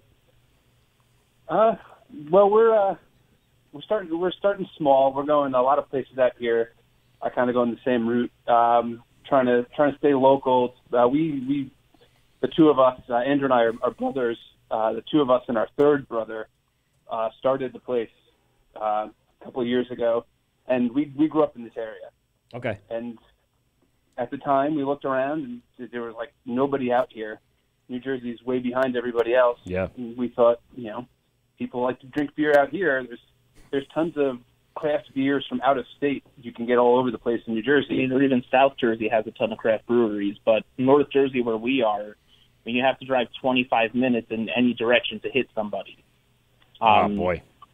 But they're starting to pop up. There's a bunch of local places who are starting to kind of get into it in this area more, which is good because there really isn't a lot around it. So what do you have locally within, arm's reach? Who are your brothers in arms in around your area? We have Magnify, Twin Elephant. Oh, Magnify's huge. Yeah, they're Fuck. one of the closest. We have the 3 out in Hackettstown, so Manskirt, Jersey Girl, and Zigmeister. Oh, Jersey Girl we know super about. Close. Yep. Who else? Well, there's Second Act, but they contract brew. They're Okay. actually our closest neighbor, but they only have a warehouse.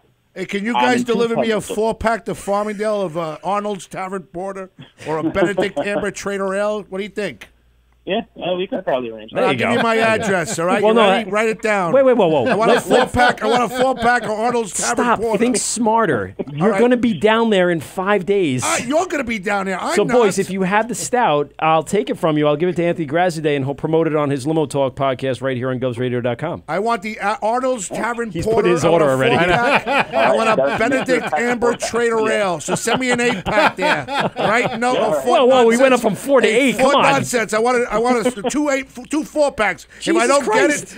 get it, I'm coming after you. He's not going to come anywhere. fucking He Michael barely can get out of his Avenatti house. He was lucky that he's 10 minutes away from the studio, so that's about as far I as was his lucky reach I can was go. allowed out of the house. And to be honest Exactly. with you, if I don't get out of here in about 10 minutes, my balls are gone. That's true. It seems to me that New Jersey is like so poised to become one of like the great beer states. They have huge population density. They're surrounded by a bunch of big markets. There's a bunch of breweries. We get people from all over the country coming into the tap room, and I always ask them what's big in their neck of the woods. And people in Jersey are always talking about Magnify, which I've had a bunch of. They're always talking about Icarus, which I still have yet to try. it. Yeah. And there's like They a make bunch some of solid stuff. passion there, and like that's going to explode. And there's not many, right? In No, Jersey, they're coming up. Compared to Long Island, there is one in every single town. it Right, but seems that's like. what's starting to happen down there now. Is it? They're a little lag behind, but And I think they're going to to pop so big. Oh, yeah. You got to see the lineup on the AC Beer Fest. There are so many small independent lot of- breweries, yeah, a lot of little breweries. that I'm very excited just because it's like what happens here. It's like an amazing amount of just small little town breweries that are popping up all over the place. How come it seems like Queens and it seems like Queens. Suffolk County, Yeah, Suffolk even? County. Well, no, I mean, you really. could- don't have too many. Queens Suffolk County has plenty. Queens doesn't have a lot. Nah, they do. Staten Island doesn't. Queens has 11 tap rooms. What about Staten Island? And, Staten Island doesn't have a lot. Staten Island is 2 now. Staten Island Brewing Flagship Company and- closed. Oh, did they? In December, yeah. What do they Great have? people. It was a family-run Flagship spot. and Killsborough Yeah. were I did it one night actually before I went down Yeah. to what's the place down in God damn it, in New Jersey for the concerts. Why can't I think of it? PNC. No, it's PNC. smaller. It's a shit. Stone Pony? No, it's further Asbury north. Park? It's in Asbury Park? Nope, further north. My mother-in-law's house. Starlight Ballroom. My mother-in-law's house. on Amber Avenue, Staten Starland Island. Ballroom. So it's an easy because you have to go through Staten Island to get down there. So one day before a concert that would start at like 8 or 9, we left at 4. We got to Staten Island an hour. We drank for 2 hours at Killsborough and Flagship. Walked from one to Those the next. sours at Killsborough, man, they are killing And it. Flagship's German roots, the both of them is like night and day, so they coexist together in that little area. And that tap room there at Flagship is so cool. See, there's a good episode for you, Matt. Like an ultimate. The Staten Island by itself, just an episode in 2 breweries. Starting out in Nassau County and coming this way towards New Jersey and stopping on the Delaware water. On the Delaware border and just hitting maybe 10 during a filming session and seeing how it's changed. Right, yeah, absolutely. And I could MC with you, Matt, if you need a co-host. You know, I'm cute on the air. He's not. Shut up. He's Mike, loud. I'm fucking He's loud. cute. You don't have to worry about the audio guy picking I'm up the not sound. loud. No nonsense. Front of Brewery camera. sent me an 8-pack. Front of camera, shotgun Mike will pick you up perfect. That's funny. All right, sorry, too in-depth tech talk. So, boys, we're bringing down 4 beers. And so what is the expectations here in the last year that you've been open? What are we looking to do? Are we looking to get bigger, better? I mean, what are we thinking? I mean, yeah, we're always trying to get better, always, tweaking what we've done and where we're going. It's never good enough. So we're focusing a lot more on distribution now. Okay. A lot of the first year was in-house taproom growth. Okay. We got a bar in Belmore. Well, we do. It's yeah. true. And so when we get you on the air and we talk to you a little bit about it, we'll explain what we're trying to do up here. But it's hard with the smaller breweries to get an entire keg up here and it sell because people don't know or not aware of it. But it also might work in that favor just because of that as well, because you just see this beer and go, what the hell is that? Where did that come from? I want to be the first to have some Fort nonsense. Matt and I got an idea, Matt. I'm telling you. No, it was you had the idea. Matt just was smiling at you. Matt's going to help me out. He likes me. Yeah. And PoBoy likes me because I'm going to be on Sam's couch for a week. They won't like you at the end of the week. To put it in perspective, man, breweries that like are less than a few years old, like it's just like one of the owners in a van, like loading up by themselves a bunch of kegs and cases and driving around, man. Like using that little ratchet thing you get at Home Depot. No, man, they're lifting it. It's like they're literally. No, I mean just like getting into the car and holding it against the rails and ratcheting it in, just holding and like it from in the New pickup York truck. City, it's like going down into like basements of Lower East Side, hundreds of year old basements. It is awful. You got to get it down there. That work. Fucking rat gnawing at your feet while you're bringing it down. For real. Like Wednesday and Thursday this week, Dave, one of the owners, is like, man, he's like, we got a bunch of deliveries, which is great news, except it's going to be half of You're my gonna get week. gnawed at by a rat. Yeah. Getting it down I'm going to there. be down low behind a fucking Wing Chun in Chinatown, right? Somebody's going to be hitting me with chopsticks while I'm delivering a fucking keg. Get out of my way! Get out of my way! I've never been to AC Beer Fest. What can we expect? Yeah, so that's a great question. So we've never been down there, and so you guys were there last year. So how was it last year, and what do you expect from it this year? Last year was awesome. It was the craziest festival we've done. I mean, it was also the first one. But it's a great time. There's tons of beer, lots of great people. Yeah. We're looking forward to. Last year it was great getting to meet all the other brewers from all the other New Jersey places, and you meet a few people from the bigger guys out of state too. But And now, how's the camaraderie in New Jersey? Did people get along? You guys sharing? You know, if you need grain, someone's got grain. You need hops, someone's got hops. You guys working together with that? They hate each other. Yeah. No. New Jersey's really great with that. Everyone likes each other. You know, we all help each other out. If we have questions, we go other places. Just the other week, I lent some grain to Joe up in Manskirt. He's lent me hops before. Nice. So it's a great thing to do, and everyone is willing to help in this state, which is awesome. That sounds and we're great. all pretty much at the same point, you know. Yeah, We're like between 1 to 4 years old. We're all new, still getting our feet under us. Yeah, like Matt's been saying, it's like the whole state is just ready to explode in some way, shape, or form. And what's great about New Jersey is there's a shit ton of like industrial areas that have all the check marks you need: a sewer, the water supply, the things that you would need to get it. Do you guys have something in your state in regards to regulations, in regards to ingredients, stuff like a farm license or anything like that? Not for breweries. I think cideries and wineries have something like that. I'm pretty sure. Okay. But as far as breweries go, no, we don't have to. Now, I saw like some time ago there was that law that was trying to pass that you guys all stood tall on, and it was going to try to regulate how many events you had within the tap room. So how did that experience go, being one of your first years, and all of a sudden having to have this regulation you had to fight through? Speaking of nonsense, a little bit scary when it first came out. Yeah, but it was. Luckily, it was pretty short-lived. It was a couple of weeks. A week.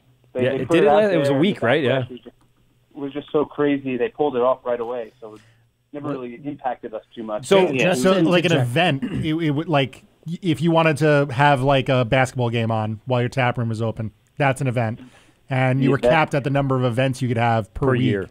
No, per year. Per year. So. But from my understanding over here in New York, the consumers really is what helped squash that, legislation over in Jersey. So yeah, I don't know if that's the case. Yeah. There was New Jersey Craft Beer put together a petition, and it got like 8,000 signatures in its first day or something like that. We signed it. Crazy. But it was, the consumer really helped push, and they were the ones who really got the legislation taken out. Hey, can I sign up for your yoga class on April 7th? You got a no nonsense joke. He does. He's got a yoga class. I can stretch my leg over my fucking neck. I'm telling you right now. I don't even want to think about that for any more than I just did. Picks or it didn't happen, Graf. Wait a minute, I'm going online to No Nonsense Brewery. They got a yoga class on April 7th. And that's what was being regulated. They can only have the only brewery. There's a Yeah, limited well, lots of number of breweries do spots beer and available. yoga. You got a spot for me? Yeah. Yeah, see, there you go. They'll fucking make room to see you try and do fucking downward Pete, dog grass. I'm going to Fort Nonsense Brewing on April 7th. Info at Fort No Nonsense Brewing. I'm going to be in a fucking banana hammock, and I'm going to do yoga at Fort Nonsense Brewing. That'll be your next podcast. Limo Talk. Graz Fort today. I'm here. Nonsense Brewing. Yeah. Banana sack doing yoga with my sack hanging out. Info at Fort. I'm in there, guys. They're not going to want to do the interview on Saturday. No. They're totally out. They're like, you know what, about that interview, we have a lot of things to do. We don't really want to visit you in AC. I don't want to see you guys. Well, boys, listen, I want an 8-pack. That's all I care There you go. about. All right. We'll try to make it happen. I'll try to finesse that as best we can. The regulations there are a little rough. Gentlemen, here's the deal. I want to leave some to the interview that's going to happen in the next 5 days. So let me let you go. And we're very excited to get you guys up on the stage or down by your booth and do some tastings and talk about the beer, get you on air, and then be part of the podcast. Yeah, that'd be great. Hey, who's your favorite baseball team for opening day? I'm a lifelong Yankees fan. You're a Yankees fan? I hope they fucking come in last. Jesus. I better get my 8-pack or I'll be whipping you guys in the asshole. I hope Stanton blows his ACL out. All right, boys, we'll talk to you soon. All right, thanks, guys. All right, I'll talk to you soon. All right, so we're with Mike and Pete, GovsRadio.com, the gentleman from Fort Nonsense Brewing down in Morris County, New Jersey. We'll see them down at AC Beer Fest. March 30th, we'll be there early. Hopefully we can have a live podcast so you guys get to see these guys. And just signed up for the yoga class. Yeah, and Graz will come down and do some yoga with you. And we have another phone call here. Who do we got on the air? Hey, what's going on? It's Greg. I had a question for the PoBoy people. Sure. What up, Greg? Where are you from first? I'm from Farmingville. Oh, cool. Hello, Farmingville. Bobby and Sam. Ah. Farmingville? Farmingville. That's the yes. white trash of Farmingdale. Farmingville? Yes. You got to turn your radio down. Hold on. Whoever just called in, turn your radio down. We can hear the echo. We'll get right to you in a second. So, how do you know the guys from PoBoy? Oh, I was part of the homebrew club with Bobby back in the day when he used to brew at LIBME, and Nice. now I work for him. But I want to know what they're bringing to Blue Point Cast Festival. So, yes, so we got to great get question. to that. This is one of the greatest cast festivals here on Long Island. It's one of the ones that people travel quite the distance for because of the uniqueness of the one-offs. So what do you think you're going to concoct, Mr. Chef, for this one? Usually I'll bring something, again, out of the box. Last year I brought a chamomile honey glitter cider. Glitter? Glitter. Edible. Chamomile honey glitter cider? Yeah, so it was a cider that, had edible glitter. They use this in baking all the time.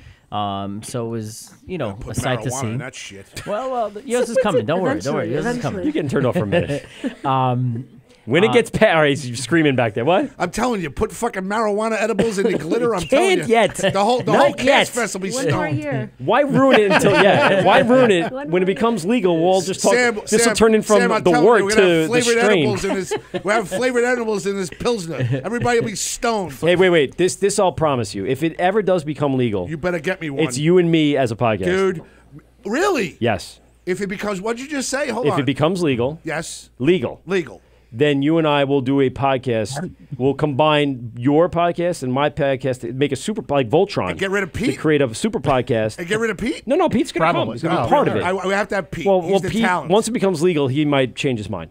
And that's the thing, is that we can have food, we can have beer, we can have, all that stuff still now included in the central theme of legalization. Edible banana hammocks. And a banana. Now we're talking. I know you want me in my I like banana. that. I'm telling you, I'm gonna make a cider. I'm gonna name it after you, and you come down and we'll Barry, we'll push it out. Here's what I Barry, would all right, do. but PoBoy works. Wait, hold on. Wait, Po. Me and you. By the way, that's Po. his bit. He just calls everybody by the wrong name. Po. That's his bit. Between me, you, and Matt, because I got to cheer up Matt a little bit. He's he's got a couple of drinks in him right now. He's dulled out. He got a flat tire on the way here. Oh, fuck He's you. got to fucking deal with You it. would have called me. I would have picked you up one of my cars. That's true. Well, I gotta we get got outta to here. get him back somewhere I somehow. got to get out of here. So, Po, here's All right. what we're going to do. All right. Next craft year, 2020, we're gonna have edibles. Me, you, Sam. We're gonna be selling them on a street corner. What? No, I'm not. That's illegal. It's got to be out of the right. I'm not going to jail. I'm just saying when it becomes legal, then we could be part of something. Who's on the phone? legal, you time don't out. sell it Let on me the take street over the corner. show for a minute. I'm leaving. Who's Yes. on the phone right now? Greg's on the phone, and I still want to know what they're bringing the Cast Fest next year. Yeah, we got interrupted by Greg. He's saying, "Fuck you, guys." Who gives a shit about what they're bringing? You know It's what's a going to be simple good? question. Yes, there you go. Answer the question. Greg's got a bad attitude. Oh, come on, Greg, stop it. Oh, he knows. He knows. Guys, I'm Hey, telling you. This man is 7 feet tall. Oh, And Greg, I'll he's- fucking take you in a WrestleMania match. Me and you, I'll put you in a fuck. I'll do a fucking. Oh, I'll no, do sorry. one of those. All right, kids. listen. Now you're yelling. Now you're yelling at our callers again. Seriously, it would look Good like luck in the Hulk world. Hogan against Andre the Giant. Yes. That's how sounds big like- Greg is. Yeah. I Greg, swear. come into my studio, please. Come hang out with me on Limo Talk on Thursday nights. And he'll please. hug you by the end of the I night. will That's hug what's you. going to happen. Greg, I can't wait. he looks like Goldberg, just so you know. Anthony Graziadei. But he's A definitely fat not as Goldberg, big. Yeah, I was gonna 53 say, years old, with gray and fucking blubber coming and big tits. that we like to pour He chocolate on. sweats butter. He Yes, sweats yes. butter. Mayonnaise. It's mayonnaise. That's the running joke. Where's B-Mel? Get him on the phone. Hey, Greg, how tall are you? He said 7 foot. I am 6'9". I still want to goddamn know what We're they're not going to bringing. answer the question. We're going to hang up He's on you. 6'9". Let's get an answer to the question. Just answer the question, Barry, Frankie, Louie, Poe. Poe. There we go. That's still up in the air, but it's probably going to be my peanut butter and jelly fluff porter. It's a twist from the last time I made, and because everyone still goes crazy for that coquito nog. Does that answer your question, Manute Bowl? Does that answer your question? Taco Fall? Is that answer your question? Got you on that one. What did he say? I didn't hear him. Yeah, repeat it, Greg. It's the Kembe Mutombo to you, Yeah. motherfucker. I talk like this, like Greg, a chocolate chip cookie a monster. peanut butter port that's going to be fucking with little crystal things that are going to taste like marijuana. It's glitter. You're talking my language, but I understand. I'm all down with the peanut butter. Are you bringing any cider? Yeah. You bring any ciders Yeah, back? probably the one that I released for the anniversary party, the one time, the coquito cider. Cojita cider with a picture of me in a banana sack. Right, no. All right, get off the phone now, Manute Bowl. Oh, my God. I've had enough of you. I've had enough of you. Call me Thursday. All right. So, Greg, thanks a lot for calling, man. That's the great thing. Is that, Yeah, I'm signing off. all right. Hi, Greg. Thank you. Later. Hey, are you a Mug Club member? I am not. All right, so maybe. Remember, I am an employee. So you do not need the mug. You can drink right out of the tanks. I got it. Yeah, there's no Word. I grab mug number one and I drink out of that one usually. Dan. So who was that? That was Ron. Dan. That was Dan. Dan. All right, so Dan, sorry, but that's why you have somebody's aftertaste in there. All right, Greg, thanks a lot for calling in, buddy. Take it easy. All right, you too. All right, this is The Word with Mike at PeteGubsRadio.com. Our phone number, 516-465-3990, 513-0515. Wow, I screwed them both up. And we have somebody else on the phone. Who is this? It's the intern. It's who? The intern. The intern? Tommy? Yeah. Hey, Thomas what's up, Santiago. What is Yes. up, What up, guys? buddy? All right, so we're going You're down driving home on Saturday. Yeah, I don't. We'll see about that. So I this could do that. This is our. I'm not putting him on just yet because Graz is going to just scream at him the whole time. So this is Thomas Santiago, our the most professional intern that we take on all of our beer fests. He'll be coming down with us to AC Beeriest March, March 30th. Tom, just so you know, we're going to be getting up at 6 a.m. to get down there in time, so we don't get locked out by the Hop Trot. I think the 5K race that's going to happen. That's going to lock down the front doors for a little while, so we have to get in there. Is that seriously happening again? It is seriously happening again. The exact same thing happened at the last beer festival. I know. We But don't that's want. fine. That's an extra hour of sleep for me. I'm up at 5 every day. Good. All right. So with that's fine. We don't Do honestly you like need. Red Bull or Monster, Tom? Yeah. What do you drink? I'm a Red Bull kind of guy. We'll get a case. Noted. We'll get a case. We're gonna need you. Okay. So Tom right. came with us to a bunch. You're not talking yet. Tom came with us for the beer fest down at Nassau Coliseum, and he did a great job at being the basically, Matt. What do you do? The front of house, kind of the face of the show for us. You shook some hands, kissed some babies. We snagged a number, I believe. I think we tried to get him laid, and I made out with the phone number. I did indeed. Tom is 22 now. 22. 22. So he's a young stud looking for a stallion to kind of shack up with. Is that the right terminology? Not at all, right? Yeah, I don't know. yeah. No, that's Hey, another yeah. guy. Hey, are you going to go steady with anybody, Tommy? Yeah, With Tom. anybody Right your now, no. varsity letter? Have you given your varsity jacket? Or are you going stag to the big dance?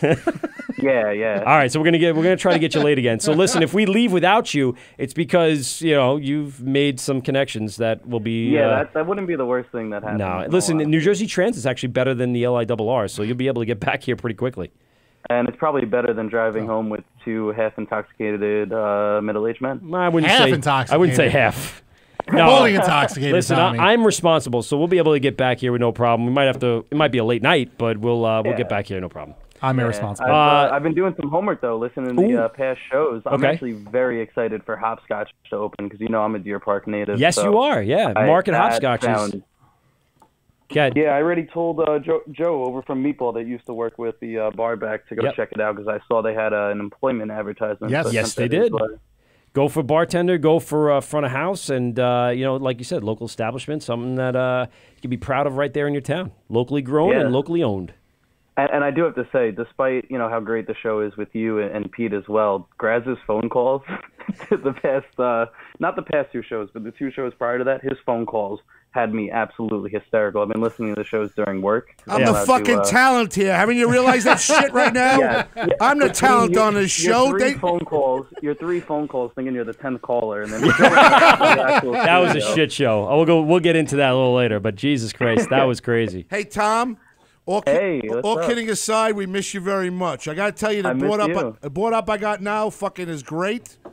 You were halfway decent. Okay, that's good to know. It's a backhanded compliment. I miss you very much so. I'm leaving. I want to tell you, all kidding aside, you have an open invite to come and hang out with us anytime you want. I push the nysportsmafia.com all the time.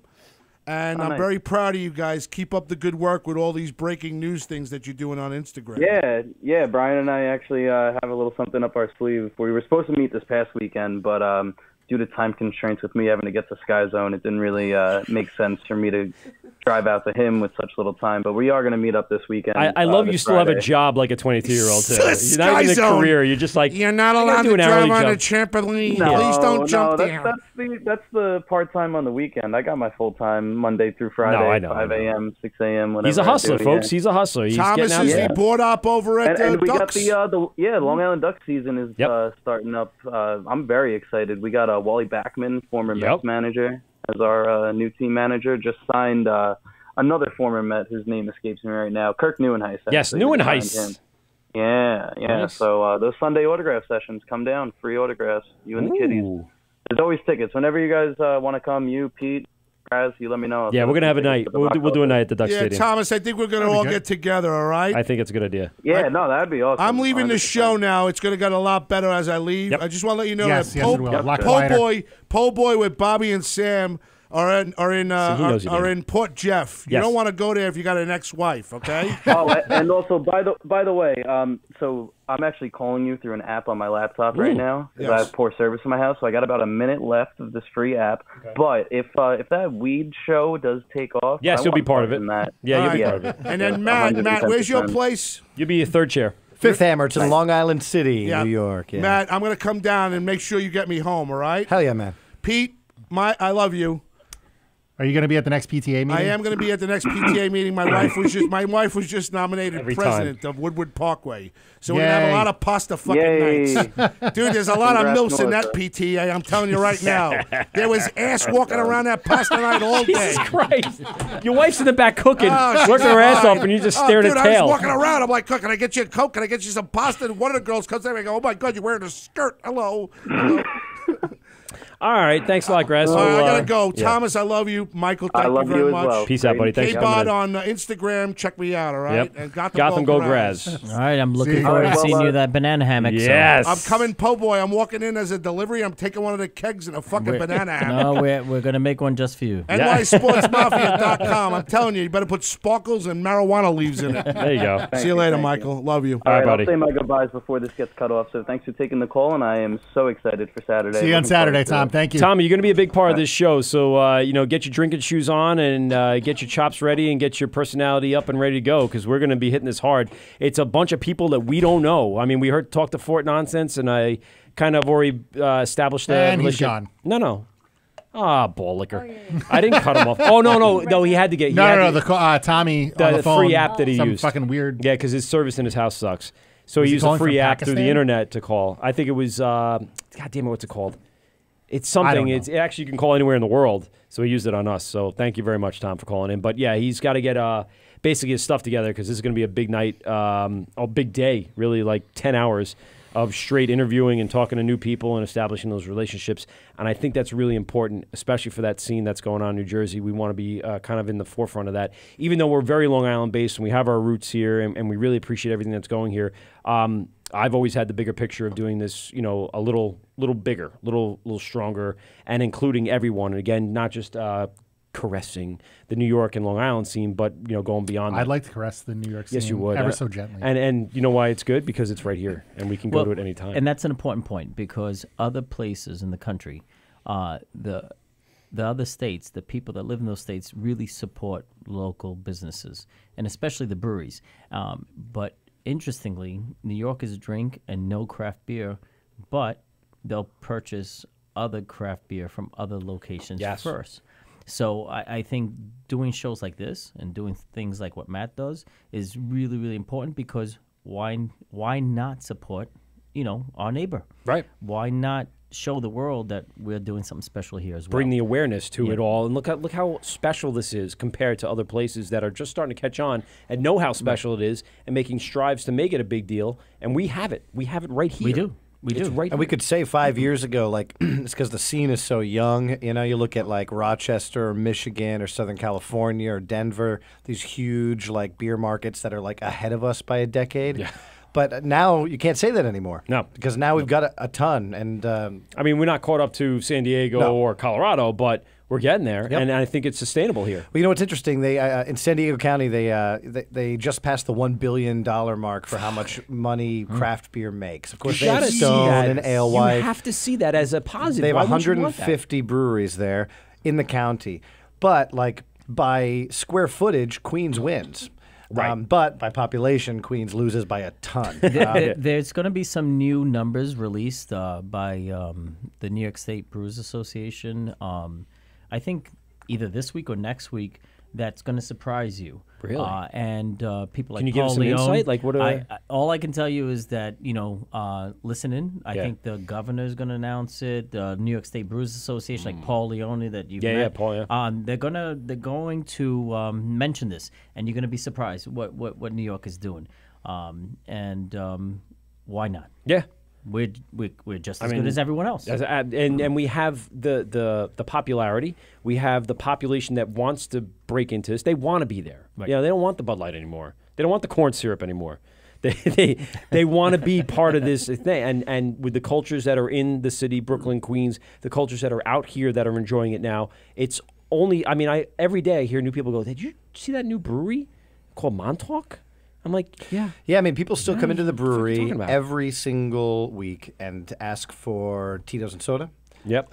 Jack and Coke. To the brewery. To the brewery, yeah. You serve hard alcohol there. But look, this is like, 10 years ago, I didn't know how beer was made or like I didn't like appreciate what was going on. Right. And this is just a bunch of people who are learning now because the hot spots to be are more and more our breweries. That's correct. Don't get me wrong. I'm a huge proponent of beer bars Okay. and love that scene, and I think it plays a super important role still. Yeah. But like people are learning, these little brewery tours where you just give them the 20-minute walkthrough of how beer is made. It has a massive impact on people still. I think the beer bars are that first exposure. Yep. That was for me. Yeah, absolutely. That's what we were FM Groovin'. And FM Groovin' was one of the first craft beer bars There you out go. here on Long Island, and we were all like, holy shit, what is this stuff that they're serving? This is unbelievable. Magic Hat La Fin du Monde. The Fin du Monde, that's the other Right. one. Like some random ones that we were like, we didn't know what that was. We were used to the Heinekens, and we're like, oh, Heineken. And people say like to me, they're like, "Hey, I don't like beer the way you like beer, Matt. I'm going to Seattle. If I go to one brewery, what brewery should I go to?" And I never say a brewery. If you're going to one thing, Go to this the area. best beer bar, Yeah. and try a little bit of what the city has to Yep. offer. Because every every city's got 4 or 5 of like the best beer bars where you can try everything. Same thing like you were saying, you were distributing out to Babylon. It's a huge hub for beer lovers to go around to places like the Villager or Horace and Sylvia's or the local. Both of those places. Exactly. Nice. Exactly. Horace and Sylvia's does a great job. One of the for a restaurant, great job in selecting. They have a really good tap list. You know, and getting like this massive assortment or different varieties so you can try different things in different styles. That was a great place to start if you were into the scene. Well, what you guys are doing now is an extension of those beer bars. And I have a question for both of you, or I should say collectively. What you're doing needs to be promoted more. We're going to do our part because everyone can have a slice of that pie, right? Right. And I like to know what are the challenges that you two face in putting this forward a little bit more, and what do you expect is on the horizon for both of you and both of your visions? Pete, you want to start? Because I have bigger ambitions than no offense. You probably, but you probably do. Yeah. No, you do. I don't. Early on, it was just getting in touch with brewers. That was the challenge, getting guests. Year in, that's not nearly as big of a challenge as it was. But I guess just those first introductions. Those are the things that are we're getting to some of those festivals. I would say that's the next thing on the horizon. Going to some more festivals and doing shows from there. So the one in Nassau County Veterans Memorial that was at Nassau Coliseum was awesome. Not only did we have a lot of our friends that we've already had on the show there, but we've also had a number of people that we got introduced to from that. So, like, we had Long Beach on there, and they were like, oh, come check out these guys. We got to go stop over there. And then we would talk to them, and they come on. And for us, like he was saying, it's about the networking and bringing that forward. Our initial intention when we started the show, was just to kind of explore. I would always want to go to a brewery, and then I want the backstage tour. I want to know every step. I'm just curious. My curiosity is ridiculous. It's like I want to know everything about it. Not so I can brew myself. I tried it. I hate it. It's for me not a rewarding process. But I'm very interested in the science and what everyone goes through and their story. So when I presented the concept to Pete and what we wanted to do, we started very small and got a couple of people on, and from them we got more people. And for us, it was all about expanding and networking from there. What we're trying to do is just, again, bring exposure to the beer scene here on Long Island. It's an unbelievable beer scene. Oh, we're going to take a quick break because I got to pee too. I meant to tell you that as you guys were running out of here. But that was our goal, is just to get everything exposed because... Let's pick up this conversation on the other side too. You want to add more to it? I want to add more. And I would like to hear Matt's thought because I would love to see his program move on to a second season. I'd like to know maybe what's that challenge and what's the angle. I think it's all in the same light too. I mean, we're looking, right here, but we want to get bigger, and he's already been there, and he wants to go even bigger than that. We talked about it on the phone, right? You want to get maybe beyond Brewed in New York, but just Brewed in general, and start hitting that New Jersey scene and the Pennsylvania scene and Connecticut scene. Is ridiculous right now. Yeah. So, I mean, that's some great things. We'll talk about it when we get back. This is The Word with Mike and Pete, GovsRadio.com. We'll be right back after these messages. This is Govs Radio, and you're getting drunk with Mike and Pete on The Wort. Govs Radio. You're listening to The Wort on Govs Radio. Hey, moron, it's pronounced the Wort. What the hell is a wort? It's pronounced the Wort. What is it? The Wort? Right, yeah, okay, I'll do that again. This is The Wort on Govs Radio. It is the Wort. Not warts, not forts, not short. The Wort. I'm sorry, I just don't know what that means. When do you guys start drinking? Who says we haven't been drinking? Where's mine? If I say it correctly this time, can I have a drink? We'll think about it. You're listening to The Wort on Govs Radio. This is The Word with Mike and Pete, GovsRadio.com. And we're back. We're back, Radio Boys. Yeah, go ahead. Third caller wins a set of tickets to Laugh Factory Friday night. No, GovsRadio.com. Check us out on YouTube. We're still live. That was stupid. Well, it's actually a place like the Funny Bone. Yeah, no, I know it's a real place. Oh, okay, I'm like saying Governor's it's Comedy Club. competition, Yeah. yeah. All right, fair enough. All right. Hey, man, how you doing? Yes, we are live on YouTube. Go ahead and check us out. All our replays, by the way, will be, up tomorrow. So here's where you can find us. We are going to be on rotation on govsradio.com. We are going to be in archive on our YouTube channel with all the information about what happened on tonight's show. We will be on the Hopped Up Network, the network that's going to get us to AC Beer Fest. We are on the I hear they're covering gambling debts while we're there. They are. I hear That's that too. what I hear. I hear good things about that too. It was on the radio. It must be true. It's definitely true. And we got the Laughable app, which is a comedy app that we are on. And not that we're that funny, but at least they support us and they brought us on, and they've been very good to us. We also are going to be on Spotify and iTunes. So that's what you get when you have an RSS feed for all the techies out there. Again, our phone number is 516-465-3990, 516-513-0515. I didn't fuck it up that time. Boom!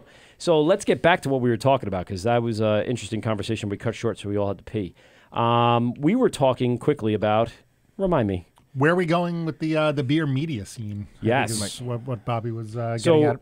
I was just quickly talking about, just what our anticipation, not anticipation, but like what we're trying to do with the show in regards to bring it to a broader audience. And I think it's about the same thing that, was it Magic Wig? Yeah. Yep. So I got it right.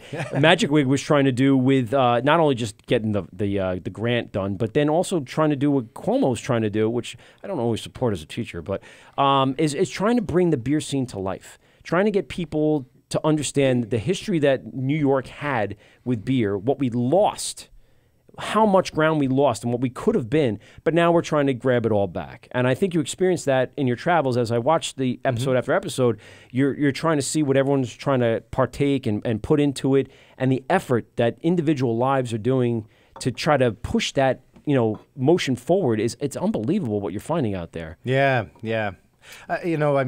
So for you guys producing this show in here in this studio, which is a professional studio in here. Thank you. I built it. Did you really? I did, yeah. Oh, wow. Yeah. It took I'm just along for the ride. That's it, yeah.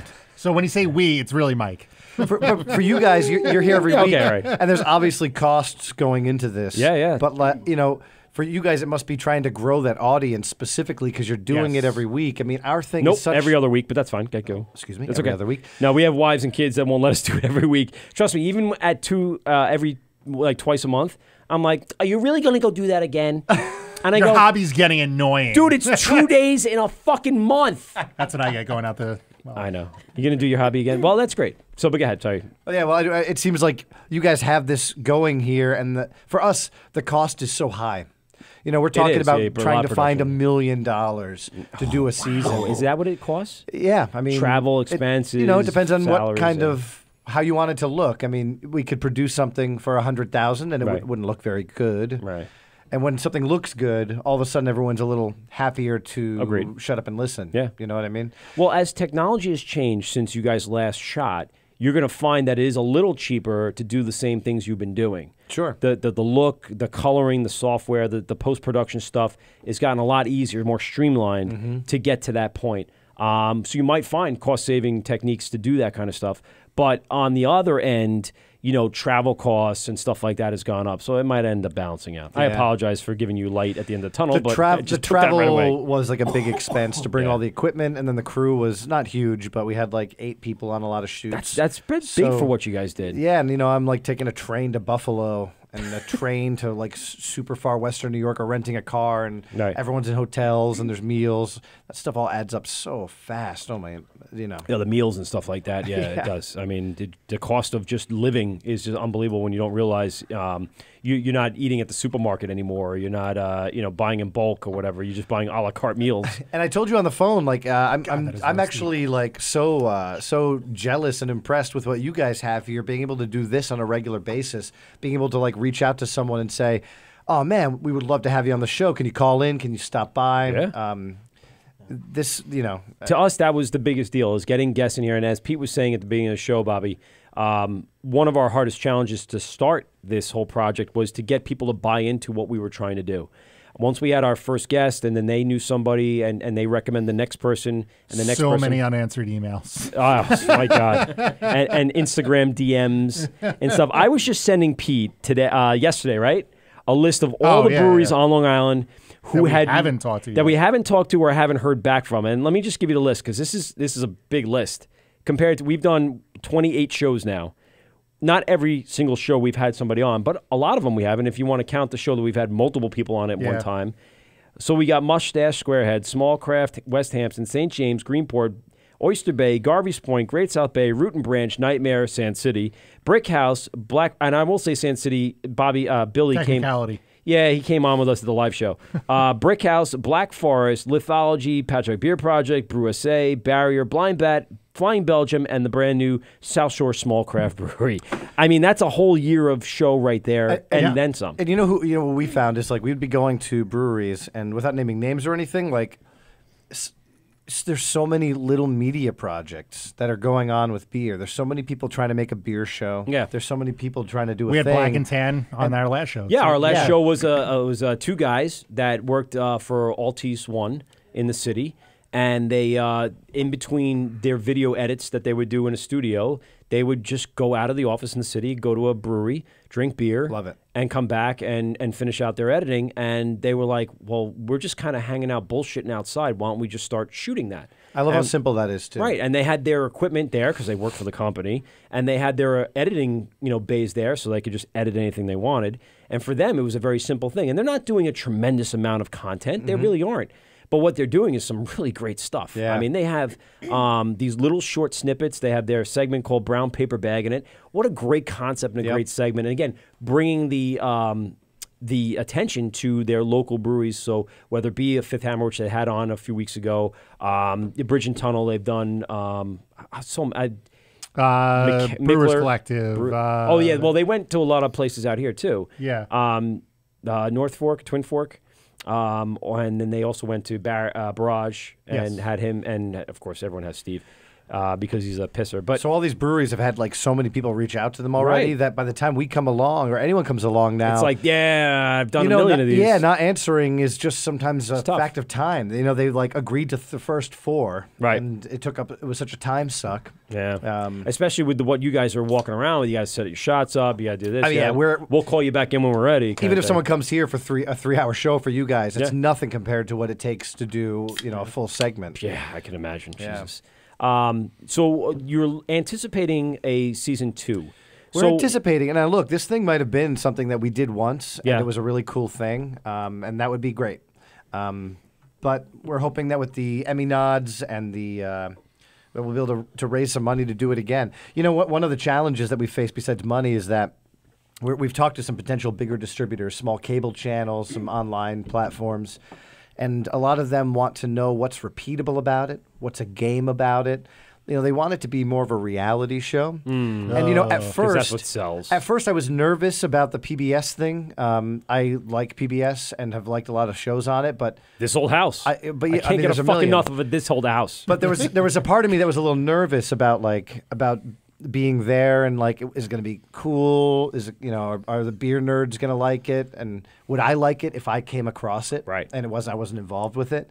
But after seeing them all put together, I was like, man, it's kind of nice that it's a little simpler and it's just going to these places and talking to people. Now, of course, there's a lot of work that goes on behind the scenes, but it would be such a shame if it became like a... Yeah, I think what works is you get the what I want to know and what people think about reality is you think you're getting to know that person. For us, it actually is reality, and we're getting to know Bobby, and we're getting to know the brewers that come in and find out what's going on. And I think that is the true reality of why we're doing this. We want to find out that story behind there. What you were getting off that show and those interviews you were doing with them and finding out the brewing process. Yeah, I mean, for the entry-level beer lover, you got to find out a lot of great information. For the more intermediate people like Pete and I that kind of knew a lot of that stuff, I was focusing then more on the interviews and what the brewers were all about and their history and what they were bringing to the table. That's what I pulled out of it. But I think, like you said, you made it simple enough that the regular average person can watch and impactful enough for the other people that wanted to find out more about the story. Well, that's important because, excuse me again, what Matt's doing is not what's in vogue anymore. Everything is reality. Yeah. Extremism. Yeah. What you're doing is bringing it back to the way it used to be, which is not commonplace today. And that is okay.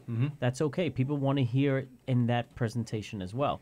And if you twist it with a little reality, then twist it in the way that it feels like for the brewer's perspective, not the consumer's perspective, but what we go through. Because that's where I want to be. I want to follow in your footsteps, so I don't have to actually do the brewing, but I want to experience what you experience to feel that that end result after an entire day of brewing and cleaning and all that other crap. It's not And I could I could tell you from being on both sides, being the consumer, being the judge, being the home brewer, and the professional brewer. It's not easy. It's not easy, and I could tell you, it's a lot easier for me to stay in healthcare, and I mean that in with no disrespect to anyone. It's very, very hard, and just to get it off the ground. That was something that surprised me early on because so the first guest we had was Dan Moss from Fire Island, and that was his full-time gig. Was he was the head brewer for a newish brewery, but then we had Barnshed on, and he's a full-time FDNY paramedic, and I'm like just trying to wrap my head around how do you manage a full-time job like that, and you own your own brewery, and you're basically it. That's a tremendous amount of work. Right. He had his cousin to help, but other than that, it's doing what you're doing. That was something that really surprised me. Is how many of the brewers out there there's a lot. This is their second full-time job. There's a lot. I mean, there's so many breweries that are very small, and they're opening. Fifth Hammer has a real advantage to opening in a city right by some new population density. There's a lot of big condo towers near us. Wow, and there's a beer nerd concentration and a thriving beer scene in New York City anyways, and we have that, but we're like a popular bar anyways, but some of these places are, we went up to Thousand Islands region, went to talk to some amazing people who've opened spots, and their whole scene is like so different. They can't just jump in and make 30 barrel batches. Yeah, and sustain on start. that. Yeah, because there's not enough population there to support that. Yeah, and the distribution to jump into that out of nowhere. It's much riskier. Can you imagine jumping into that? And the irony too of so the risk is could be even higher where the rent is so much lower. Where in New York City the rent is so obscenely prohibitive, but the potential for reward is there. Yeah. If you can ace it, Jesus. And really, right now, I think everyone's winning in New York right now. We'll see what happens in the next few years in the city. I mean, yeah, Bobby, how do you balance that out here? I mean, we are fairly populated out here, but not as much as the city. So, are you constantly looking at trends that are going on in the brewery to see how much to brew, or are you kind of just continuing on with the same path that you started from the beginning? Well, my approach has always been the old-fashioned approach: slow and steady wins the race. You do not spend more than what you have. Okay. And if I need to purchase something, I purchase it in cash. Good idea. I have absolutely no debt. That's None. the rich stay richer None. concept. Do you ever hear of Dave Ramsey? The triangle. Yes, she knows. So it's Ramsey as a high school student, and I know I understand it differently. But no, Dave Ramsey is a financial guru, in my opinion. No, I'm teasing. I know. But yes, but he gets people out of debt. That's his big thing, and he's got this whole snowball thing that he goes through, and you knock off the little debt, and the whole concept is to get out of debt. And when you once you finally out of debt, it isn't now jump back into debt. Is to do exactly what you're doing. Right. Don't spend beyond your limit. Learn how to save up. Buy things in cash and never have debt again, and it will make you equitable. It'll make you rich. It really will. And I've approached it throughout my life the same way. My home, I'm going to pay it off in a year. Yeah, and that's it. I will have no personal debt except for the utilities. I approached the brewery the same way. There was a different way of thinking in the past, a different business model where you went as big as you could and you would hit it hard and you didn't have competition. Today, there's a lot of competition. Yeah. So for myself, we've been very fortunate to be supported by our local community through word of mouth. And now as we grow, I just reinvest and I purchase whatever I need in cash, and I still have no debt to this day. And what do you think the biggest things that you have to keep up in the brewery is? Like, what's the upkeep, the thing that you just keep throwing money at just to make sure it stays standard, up to your standards, rather? I think most of the money that would go out as far as brewery and what you invest in it really goes to all the taxes and to all the employees that The you regulation. have. It's New York State to own a business is incredibly difficult. Yeah. I cannot see how people can endure this. For the long haul, I don't see how people do this at all. I can't see because if you're a small guy, how do you ever get over the hurdle? And there's so many taxes involved, so It's many luck. insurances, and it could be, and it could just be the love that people have for you. So that's why we try to put our best foot forward with the product that we sell and with what we deliver through our employees. Yeah. What do you think the next big upgrade would be? Are you looking to do anything major yet, or? You know, I'm still going to approach it the same way I have. I'm probably, like I said, like 10 to 12 different places. Okay. That's what I can do. And now In regards to distribution? In distributions. Yeah. And now I've invested in some more fermenters just for distribution. Okay. Paid for that in cash And as you have well. the space to place all that The space is not an issue. Okay. And that's one of the that's one of the reasons why I selected Port Jefferson Station, because we have a lot of room to grow. Expansion. And it's worked out well in this business model that I have. Okay. It's probably not what's typical today, but it's the It's tough old-fashioned finding way. a place that's So- flexible like that to be able to expand and grow as your business grows. Some people, lock themselves into a long-term lease or contract, and there's no room to get better. And as the prices go up, they find their profits go down. It's a tough thing to do. Well, it's scary. It's Yeah, scary. it You is. don't know what you're going to do. You're rolling the dice in hopes that people are going to buy into what you're trying to deliver. Yeah. And sometimes it doesn't work out. And, I've known some great brewers that tried to open breweries that could not open it up because of all the challenges. And I've known some good breweries that have closed. I mean, we've mentioned a couple tonight. Yeah.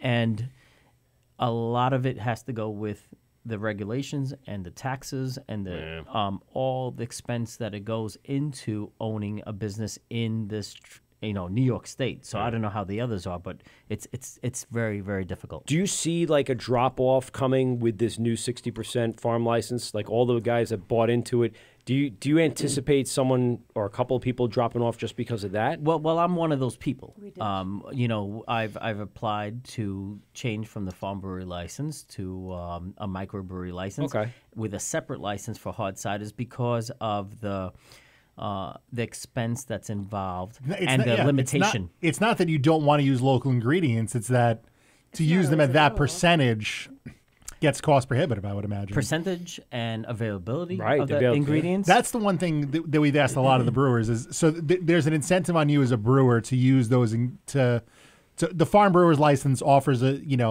way to get in easier than maybe other licenses before.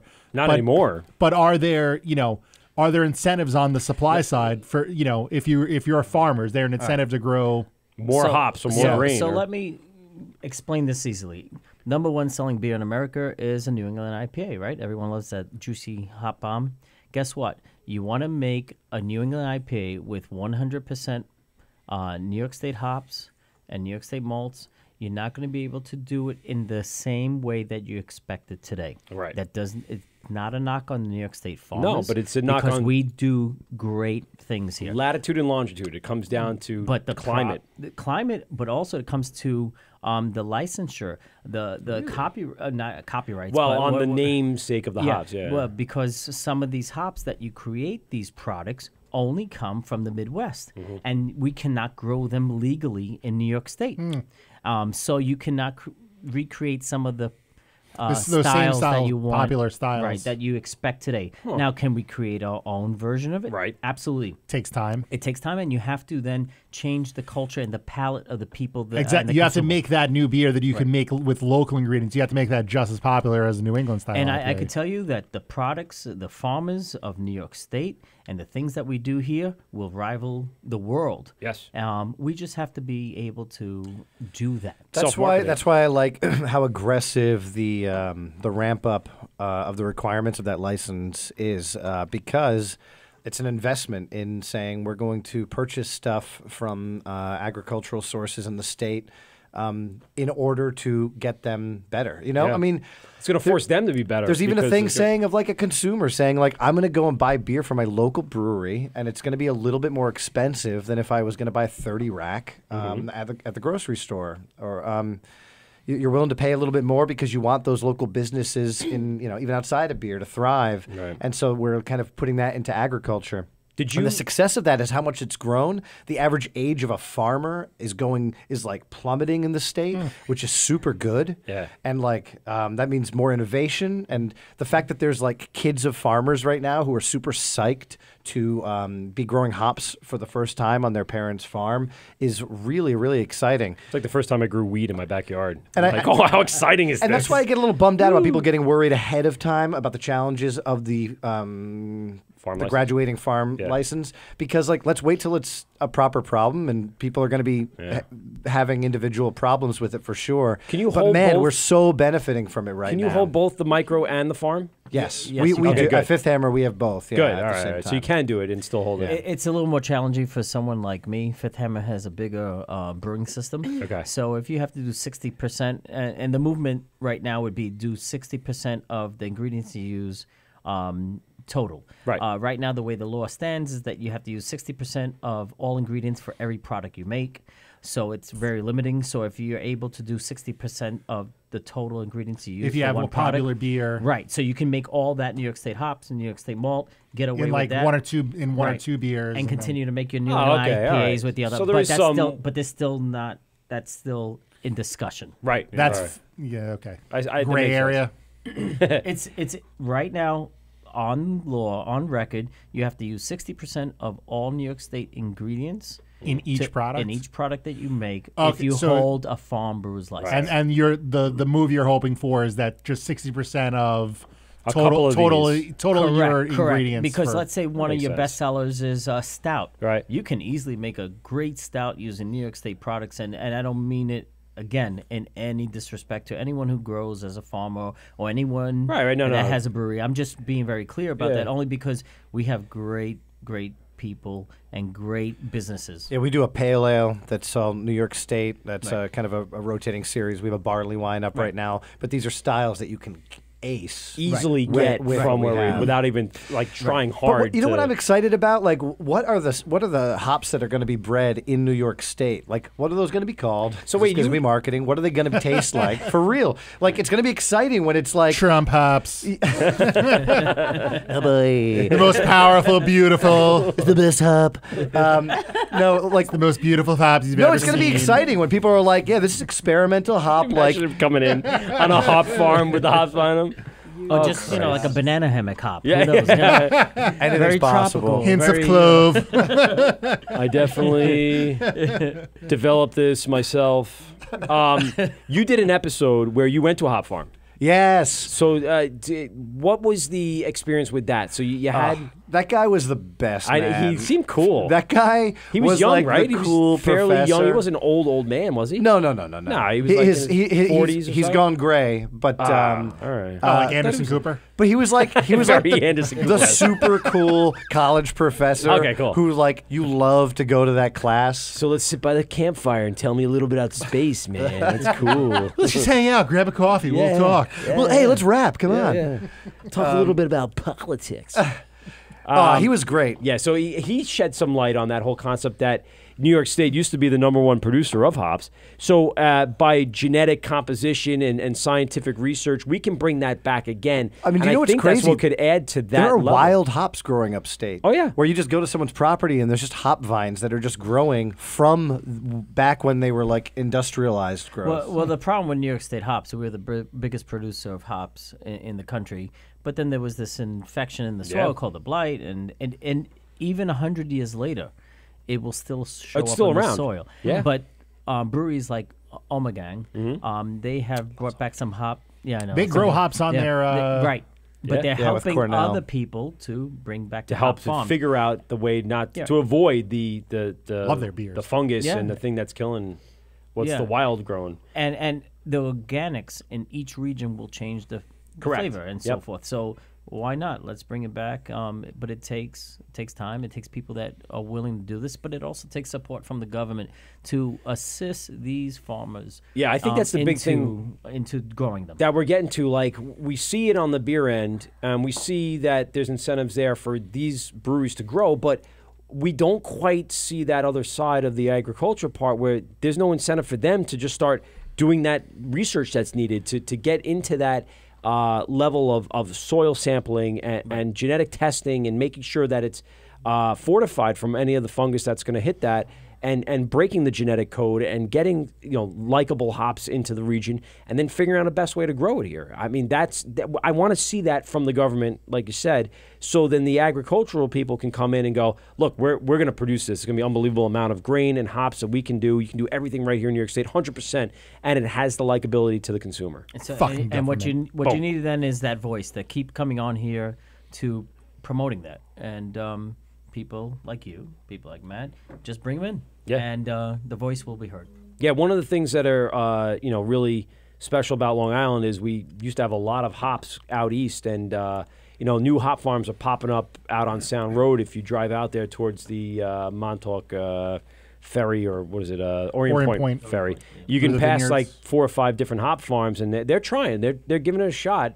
Hopefully, that level of hop is something that'll catch on, and of course, they'll have to rename it and give it that old trademark name of Cascade, but not Caspade or something. Whatever's going to work. I can't wait to see what the flavors are of like the new hop strains that are going to come out of the state, because there's going to be a lot of money on that side of it. I hope. I hope the government puts it back in there so they can do it. But at the same time, if you have some unique flavors that come out, then you have to worry about the big companies buying out these small farms. That's true too. Like the breweries. Has happened with some of the South African hop farms, New Zealand hop farms. They were brought out by the big companies like InBev and so forth because they were so unique. And now they've brought the farms. Now someone like me, small, does not have access to those hops anymore. The thing is, like, an Anheuser comes in and buys all the hop farms in South Africa. You're like, what are you doing with them? You're not even going to use them. My gosh, give them to people who are going to do something exciting. They are cutting off. That's what creates a monopoly. They're cutting it off for someone like me, creating new things that is going to outsell their product. Try to diminish their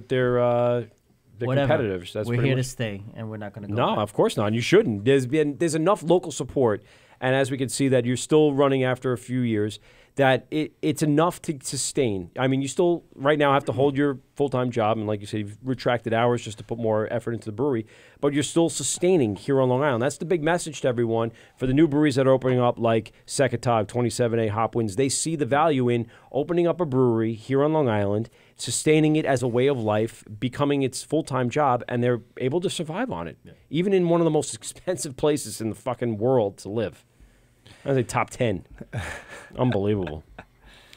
You were talking about like following what a brewer does. We're getting a GoPro for Chris, our brewer, to wear while he brews, because every once in a while he used to do a full brew day on a Saturday, and we've got a big screen in the tap room, and we're just going to live cast it, That's awesome. so you can watch him, and he wants to put somehow up there his phone number so people can text him while he's doing it and look down at his phone and like, oh, poor Chris. That guy gives so much of himself.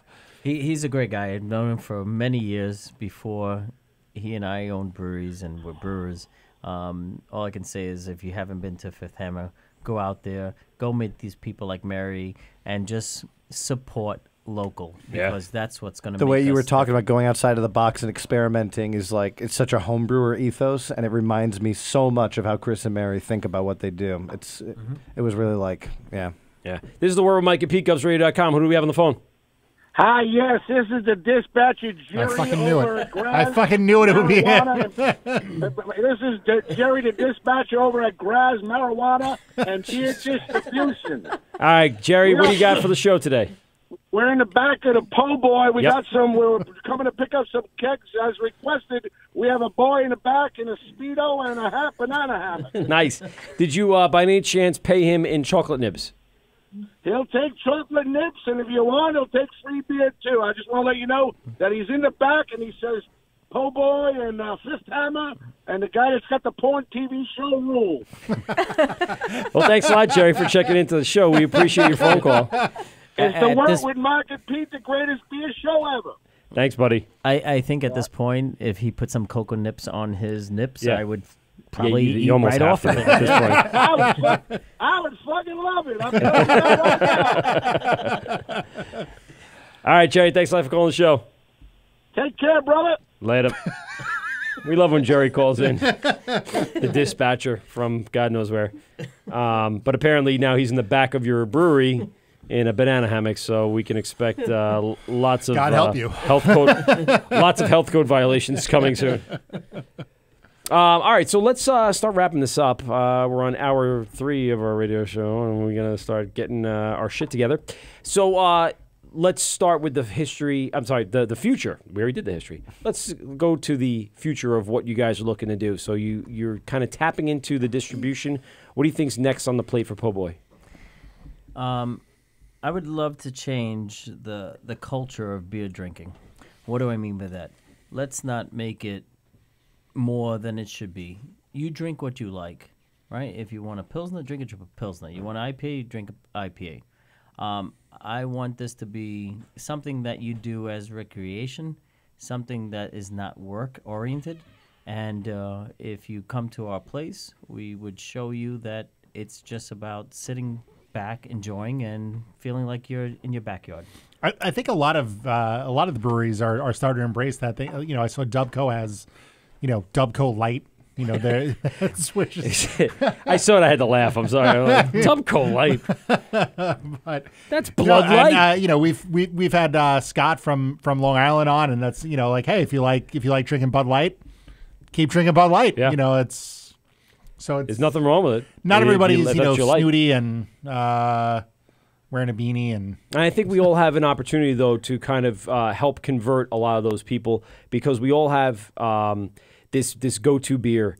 I think for the people that have their go-to beer, you can enter in like an entry-level beer for them, a Pilsner or a lager or something that they're familiar with in the style, and then you get them with that in the brewery, and then you hook them in with like... That's exactly I it. truly, That's exactly we truly have something for everyone, from the Pilsners to the Belgians, the IPAs to the Stouts. And the ciders. And then if you do not like beer, we got ciders. Yeah. Even if you don't like cider and you like wine, you're going to appreciate it. No, the cider we had tonight was very, very good. Thank you. That's something we could drink Yeah. a lot of, and it gets dangerous. We do have so many people that have come in that only drink the light beers, and they want that Bud Light, Coors Light, and we'll introduce them to one of the lagers.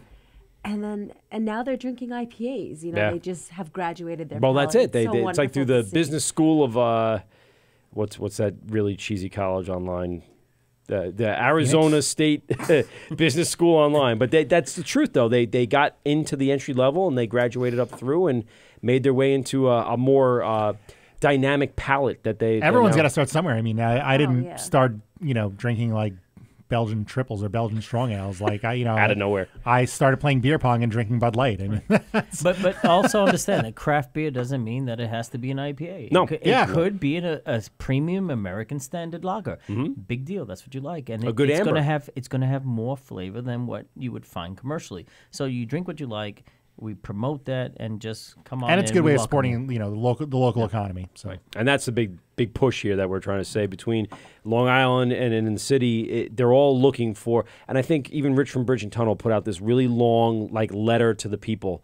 Support your local brewery, support the local Yes. business. Did you see that? I saw that. That was great. Yeah, it was like, really why well I haven't written. raised prices. Yeah. And I stand true to my $5 in-house pints and stuff like that. And that's really what everyone's fighting for. It's just, here's a brewery. Not to say that everyone's going to build around it, but I'm going to stay here because I believe in the space, I believe in the community, and I believe in supporting the people with local, beverages or products or whatever you want to call it. That's going to help raise awareness to the community and build that whole thing. I think that's a big deal. It's funny, like 4 or 5 years ago, people were coming in, and I was running a little bottle shop in Bushwick in Brooklyn, and people were coming and saying, I had a sour recently, I want sour. Hey, where's your sour beers? Everyone was like very new and like super interested in sours. Yeah. And now sours are huge and everything, but now the big trend is like, all right, so what do you have? Never been here before. I don't like hops. I don't like IPA. This is like a huge trend that's happening right now. That in was the city. that's where I was a couple years ago. Yeah, people come in and they go, listen, I'm interested in exploring, do not like hops, what do you have for me? And I think people, it's a bit of a trend, so there's a little of that. But also I think people go into a lot of breweries that are, highlight IPA because that's how you make money. Yeah. And you go to some of these big, successful breweries and you're excited to go because you know it's a big deal. They're not really beer people. They don't know why. And they go and, 3/4 of the tap list is IPA. And at a brewery like yours, at PoBoy, and at a brewery like Fifth Hammer, when there's a huge range of beers, it's so nice at a brewery. Yeah. When someone asks for a wheat, like, I like Blue Moon. And you're like, great, so I actually have a wheat beer for you. I mean, not a lot of breweries can say they've got a hef on at the time, or they can say they've got anything like that. And it's nice to be able to say, yeah, we have something that you're going to dig. I think even a step further, the options of the ciders. Because if I bring my wife out, she's not drinking IPA. She sips, IPAs every so often. She goes, nope. And that's the end of it. I'll recommend like a Pils or maybe a light lager. But in the end, she's going to probably want something towards the cider realm. So not only now attracting me as the hardcore craft drinker, but now I can bring my wife and the family and explore the rest of the the board and be able to get her what she wants as well. I think that's a big deal. Terry drinks a lot more of the hardcore beer, right? Terry, it's hashtag stout season. Yes. Like all year long. Yeah, so. You don't get that very much from a... No, she likes... she's a big coffee drinker, so stouts so for stout will do it, yeah. Yeah, she's... But that's it, to have that variety up on the board to attract, and like I just said, get that stuff that they like and then hook them in with that and then bring them in and go, well, now let's educate them and explore and show them a lot about what's going on in the rest of the brewery, where we have this Indian Pale Lager, which isn't quite an IPA, but now it's a lager based with, a little bitterness, and try that out. Yep. There's a lot of different things that are coming, and the Brewed IPA. My wife actually really liked that Brewed IPA that we had from Harborhead. I fucking love that beer. So it was so different. It's like, wow, the dryness of that she's used to in the wine. Very interesting. With the beer backbone. We had Harborhead on, and that was the first time I tried a Brewed IPA. It was fucking really different. And now that's the style coming out. So that's what I'm saying. Like, there's so many avenues to explore and to get these craft beer drinkers in. It's an embarrassment of riches. It's a great time to be a craft beer lover here on Long Island. Matt, let's start with you. Give us some big plugs about what you're up to and what you're doing. Fifth Hammer, our tap room is cranking right now. We are looking forward to a great summer. We've got huge doors that open. Feels like outside, inside. We got huge doors. I mean, honestly, we just started doors. We just started opening these doors again because it's warm powerful. enough. I developed all of these doors. So you've got a lot of listeners. People say they're the best doors. No one builds doors like this. You've got a lot of listeners on Long Island, obviously. I think so. We got listeners all over. I didn't even know. Yeah. I mean, obviously, New Jersey's listening, Connecticut listening. We've had... we had someone call in from Canada. Royal City Brewing Company. Yeah, that was on the episode I called in on. Someone called us from Canada. Yep. We have a lot of West Coast people that are listening and calling in. We have Florida. We've had a couple of breweries and or guest spots from people down in Florida. Vermont. Portland. We had 3 different people from Portland call in. Well, I want to tell people who are coming to visit New York City, or whether you're coming from Portland or Canada or Long Island or Jersey, come to Long Island City. But not from Connecticut. Listen, Connecticut, let's get one thing straight. We've got 6 breweries within a 2-mile walking range. Let's name them. Can we name them? Sure. Finback? No. Okay. I mean, they're in Queens, but they're not like in the Long Island. Okay. So we get LIC Beer Project. LIC Beer Project. I got one right. Iconic. Well, Fifth Hammer. Iconic is opening in the range. Okay. Yeah. You got your Fifth Hammer. Fifth Hammer. That's 3. Let's go with... Well, because Iconic's hopefully opening. Bruno, if you're listening, what's up? It's Matt. What up? They're hopefully opening this year. Okay. But I've had... they're Sorry, open they are open, but they are opening a new... They're moving their brewing facility and opening a new tap room. My sister lives around the corner, so I get constant little tiny growlers from her, a couple things on the menu every time she comes out. Love those guys. Love those guys. Great. And I got to get in there and check it out before they fully move over, because then you're not a block and a half away. Anyway, let's see. So that's 3. Let's... You got them. You got them. I know. You said 5 or 6? There's 6. 6. Well, right. 7 if we count Iconic, yeah. Okay, all right. So that's not even in the count, so it's really only 2. Yeah. Fuck. All right, we got... Wait. Line up? No, they have no physical location. She was brewing in Industry City, and now great. She was I brewing thought with she Great was South going to Bay. LIC. Fucking balls. She stops by a lot. Yeah. Evil Twin. Shout out to Kat. No, Evil Twin's Ridgewood. Ridgewood. Evil Twin, Bridge and Tunnel, and Queens Brewery yeah. are all in Ridgewood, like right around the same corner. Yeah.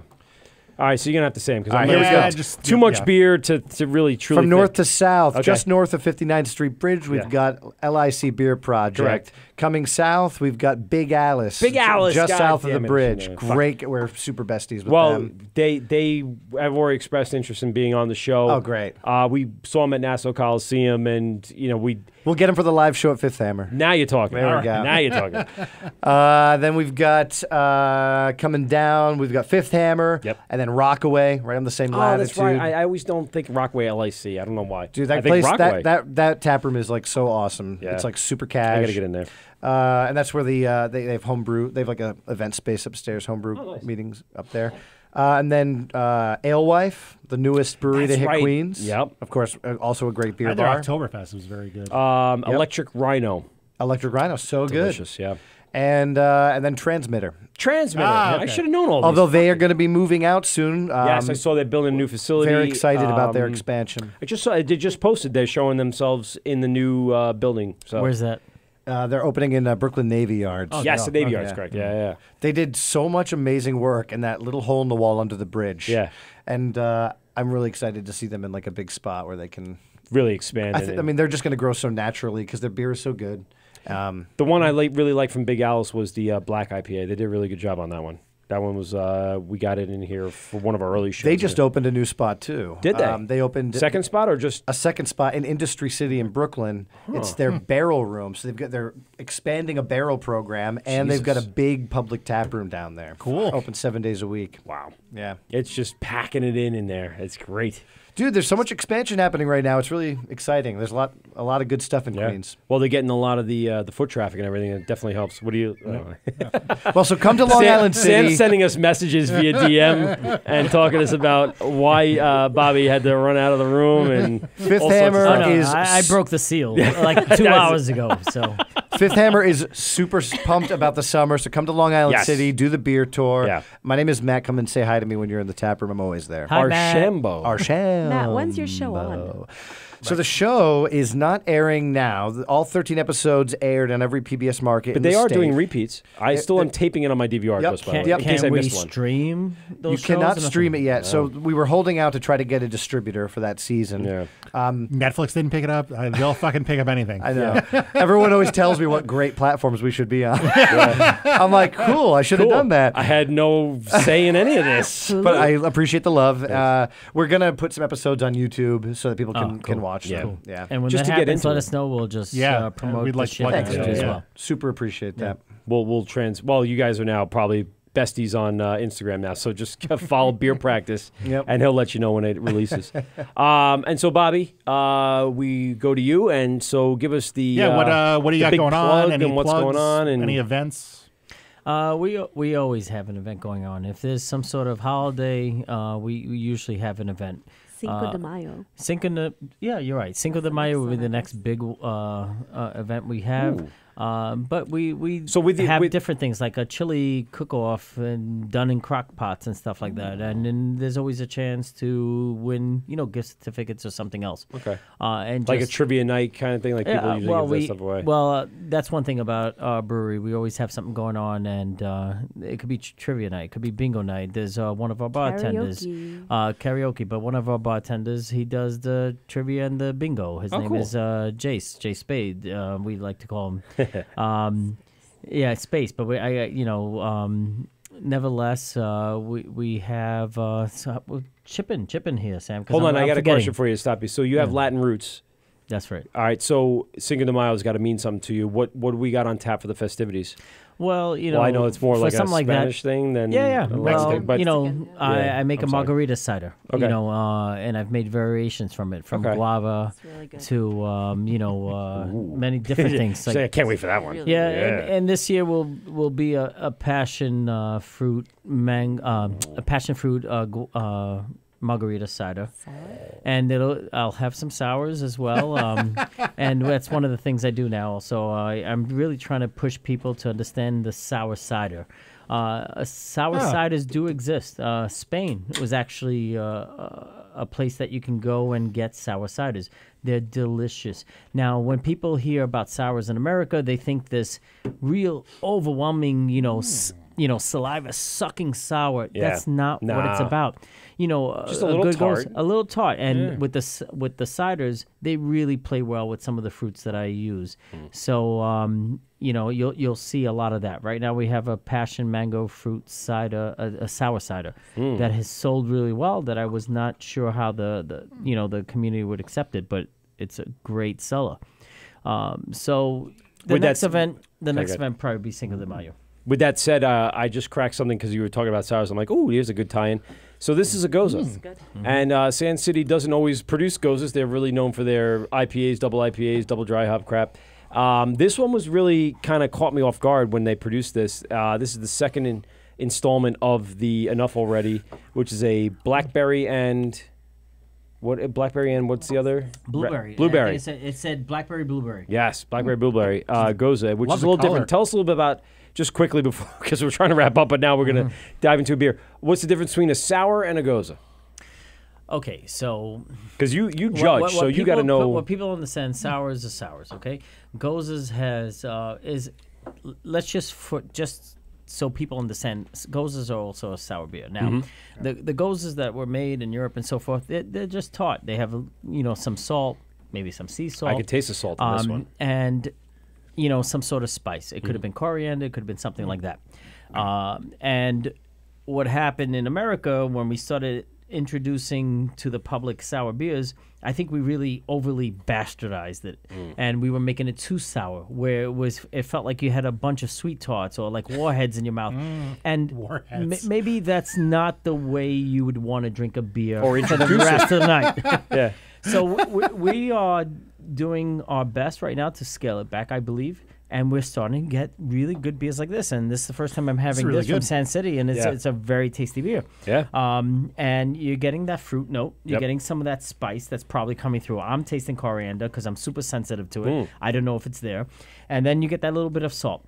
Everything I taste the salt. The salt hits me right away. Everything should be in balance. And I think this is a pretty good And beer. we always like to I like balance the color, too. Yeah, sweet with salt, the right amount of, we'll say, carbonation, so it's not, super tiny bubbles, but it's just enough to kind of get you to spring on your tongue a little bit. Right. And if you carbonate just right, it will enhance that acidity from the salt and the fruit that you use, and you'll feel those tannins on the side of your mouth and the back of your palate.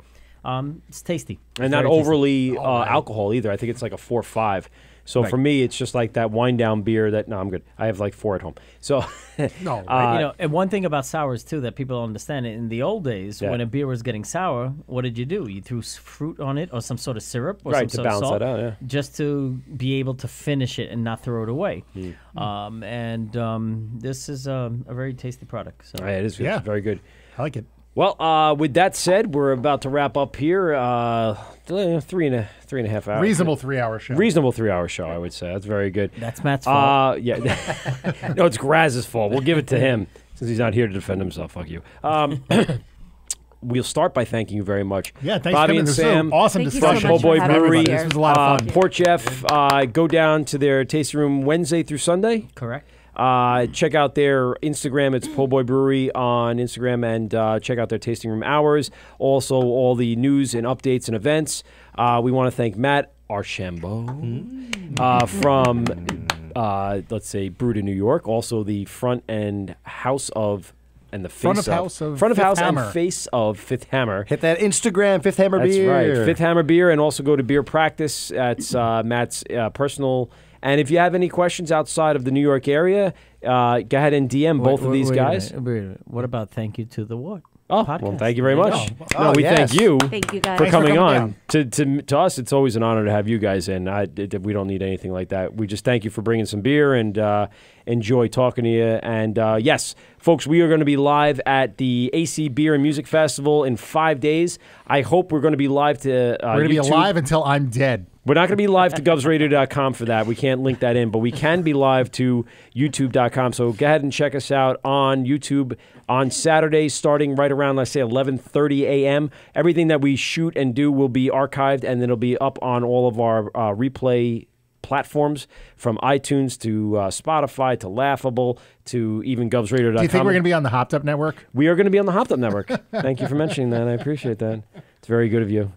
All right, so this is The Word with Mike and Pete. Anything left to say, Pete? Have your pet spayed and neutered. All right, this is The Word with Mike and Pete. govsradio.com. We out.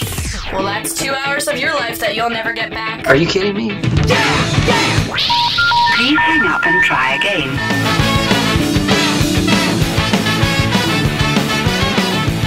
This has been The Wort on Govs Radio. I hope you're drunk enough.